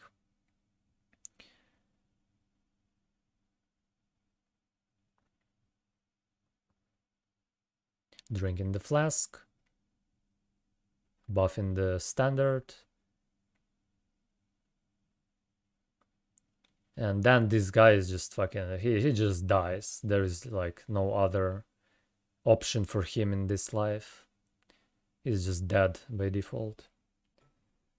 It's like free 200k souls or something.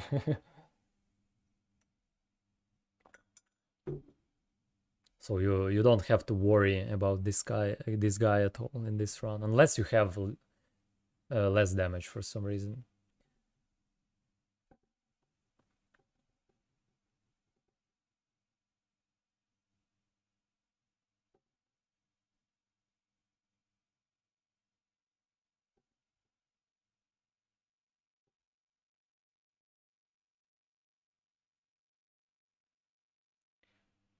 So the next boss is actually one of the non-trivial bosses of this run. One of actually few non-trivial bosses of this run that are not just scripted by some weird strats. So this guy is like pretty much just fighting him fairly. So okay, so put in one more level into faith, because we're reaching our cap this way. 84 is a cap for this run. And everything else just goes to dexterity, because there is no other stat that can give us any profit. You can probably level up mind, but it doesn't really matter that much how much FP you have at this point. It's just enough for everything.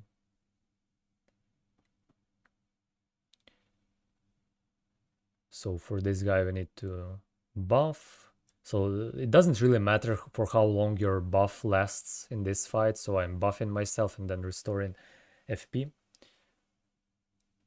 That's like extra second wasted of the buff time is not very important. So like for the first phase, precisely the same strat works as for the Ghost Godfrey. You just do separate casts of Lightning Spear and wait like extra bit of time in between to see if he is going to jump, basically. And then when he transitions into the second part of phase 1, you just fight him straight up. There's like nothing special about it. You want to restore your FP before transitioning him into phase 2. Just not having to, in order not having to drink the flask in the second phase. And now you pretty much just fight him straightforward. Like dodge his attacks, punish some other attacks, that's it. Can only punish consistently the jump, like this one. Because if you will punish any other attacks, it will allow him to close the gap between you and him, and you can get hit by his some of his meme attacks, like fucking spam, like swings and all that shit. So it's better to like accumulate distance all the time and punish the jump exclusively.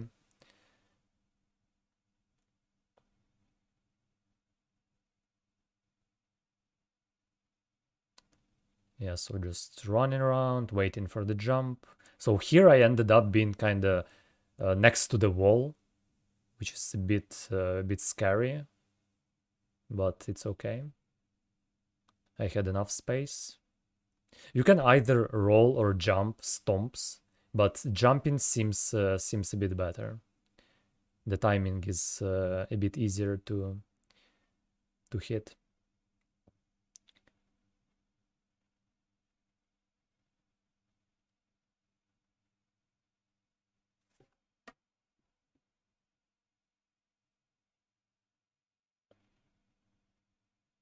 Yeah, so I'm using his remembrance and leveling up here, but that's probably just a waste of time. You don't really benefit from anything at this point. So I'm just putting levels into dexterity, but it doesn't really matter. It wouldn't even raise my casting speed that much. It probably would raise it by like fucking 3% or something. Completely insignificant. Like runes at this point do not matter at all.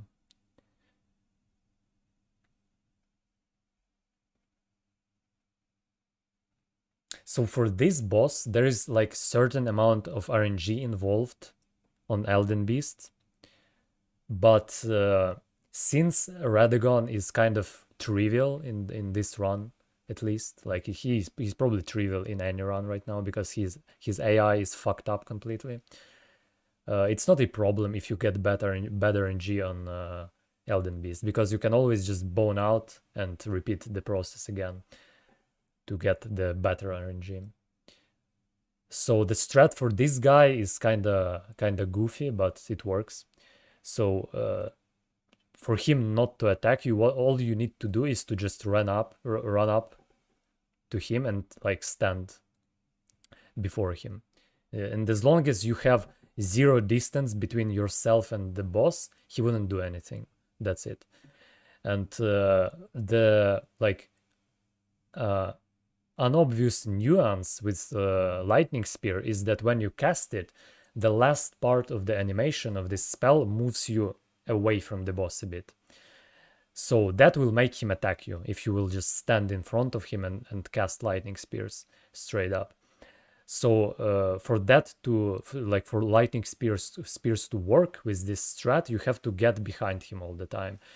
If you are behind him and you're getting like a gap between yourself and the boss, all he can do essentially is he can just turn around. That's it. He cannot do an attack in that time, because if you are behind and you allowing him some freedom, he will do the turning around animation.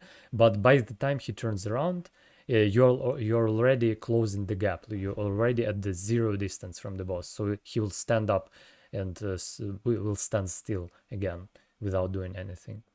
So that is essentially what I'm doing in this boss fight. Just shooting at him from behind, shooting when he turns around. Just go into him and it will move you behind him automatically.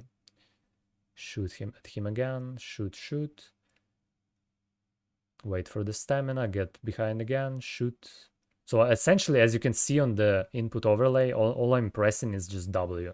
I'm just going into him. That's it. Shoot, then restore your mana before doing the last shot. Restore mana, do the last shot, drink the flask, buff the banner, and you're good for the second phase. So now the strat for this guy is actually pretty delicate. Like, your positioning is very important here.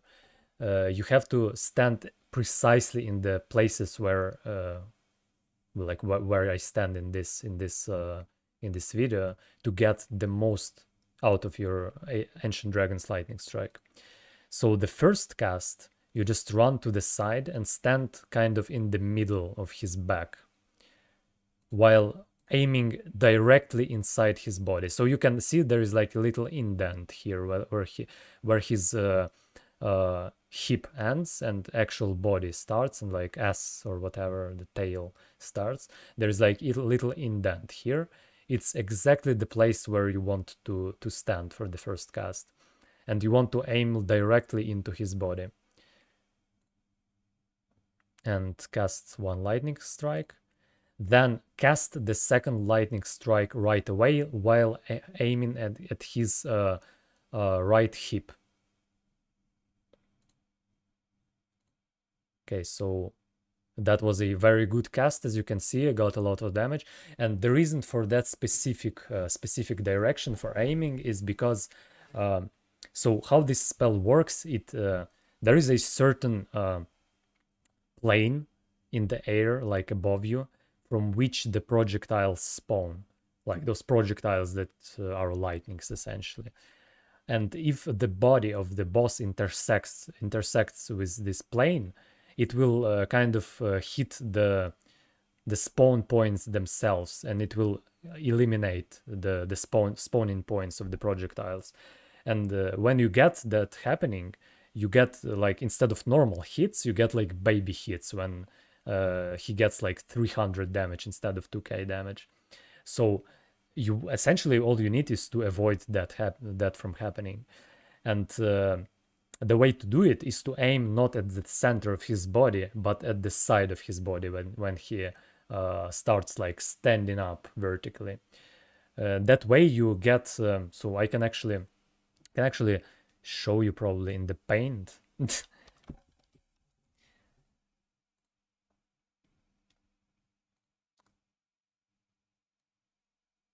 Wait, where the fuck is paint?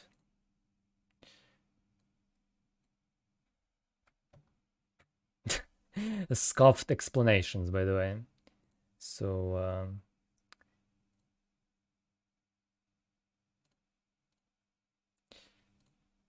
paint. So when the boss stands up, he looks like approximately like this. He's like a little dome. And when you cast Ancient Dragon's Lightning Strike, it spawns like a plane in the air, from which you get your lightnings going down. And if they MS Paint explanation, exactly. So if the lightning spawn inside the boss, like here, they will get just eliminated. So that is like kind of similar to how soul masses work. If you like cast soul masses in Dark Souls and you hit enemy with those soul masses directly, they will do like almost no damage if you actually like clip the enemy with the soul masses while they are hanging above your head. So we want to avoid that. We want lightnings to actually spawn and start flying downwards. So we want those lightnings to hit the boss like those to the side. And that is the reason why I'm aiming this way. I hope this explanation worked. So yeah, don't save. So as you can see in the VOD, I'm fucking hell, went back too far. So as you can see, I'm aiming at his side, and this way I get more damage. Because if I would aim at his center, I will get like all fucking baby hits straight up. So yeah, so that is the setup for the second cast, right? So first cast, you just cast into his body directly because he's laying down and he cannot intersect with the plane of the spawn points of this spell. The second spell you cast at his like side, but either of his sides, I assume, will work. But I'm casting on the right side of him. Then the third spell, you want to aim at like you want to aim behind him, so you need to go to the side so the flame doesn't hit you, and you want to aim behind him here. And the reason for that is because he will start backing off. So when the lightning spawn, he will start backing off, and he will back off right into the lightnings. So this way you get your damage maximized on the third cast as well. So I was like not very lucky with the hits this time because a lot of times he just fucking dies before even submerging, which is pretty funny. But this time I was not very lucky with the full hits and got some baby hits, I guess. So if this happens, what you want to do is you want to rebuff your banner because by this time the buff probably ran out already. And you have whole time in the world to do a rebuff here. So we are drinking the flask, rebuffing, and then you need to aim at between the place with the multiple pillars here, multiple trees, and the place with 3 trees. And wait for the sound to click. So he spawns some rings above you, and those rings make like sound when they start flying at you. Like this, as you just heard, like that. And that is the moment when you want to start running forward. Jump over this ring and start casting basically right away when you after you jump, and that should finish off the boss. So as you can see, when he spawned, he received full hits, but right when he started like standing up vertically, he started receiving baby hits instead. So that's basically it. That's a whole Elden Beast fight right here. So if you're doing everything like all the positioning correctly, it should be fine. It should be a kill every time. Like there is just no other way for it to go. You have to be like extremely unlucky with the baby hits to get memed here at this point with all those buffs and talismans and all that shit. Like there's a very little chance of getting hit in this boss.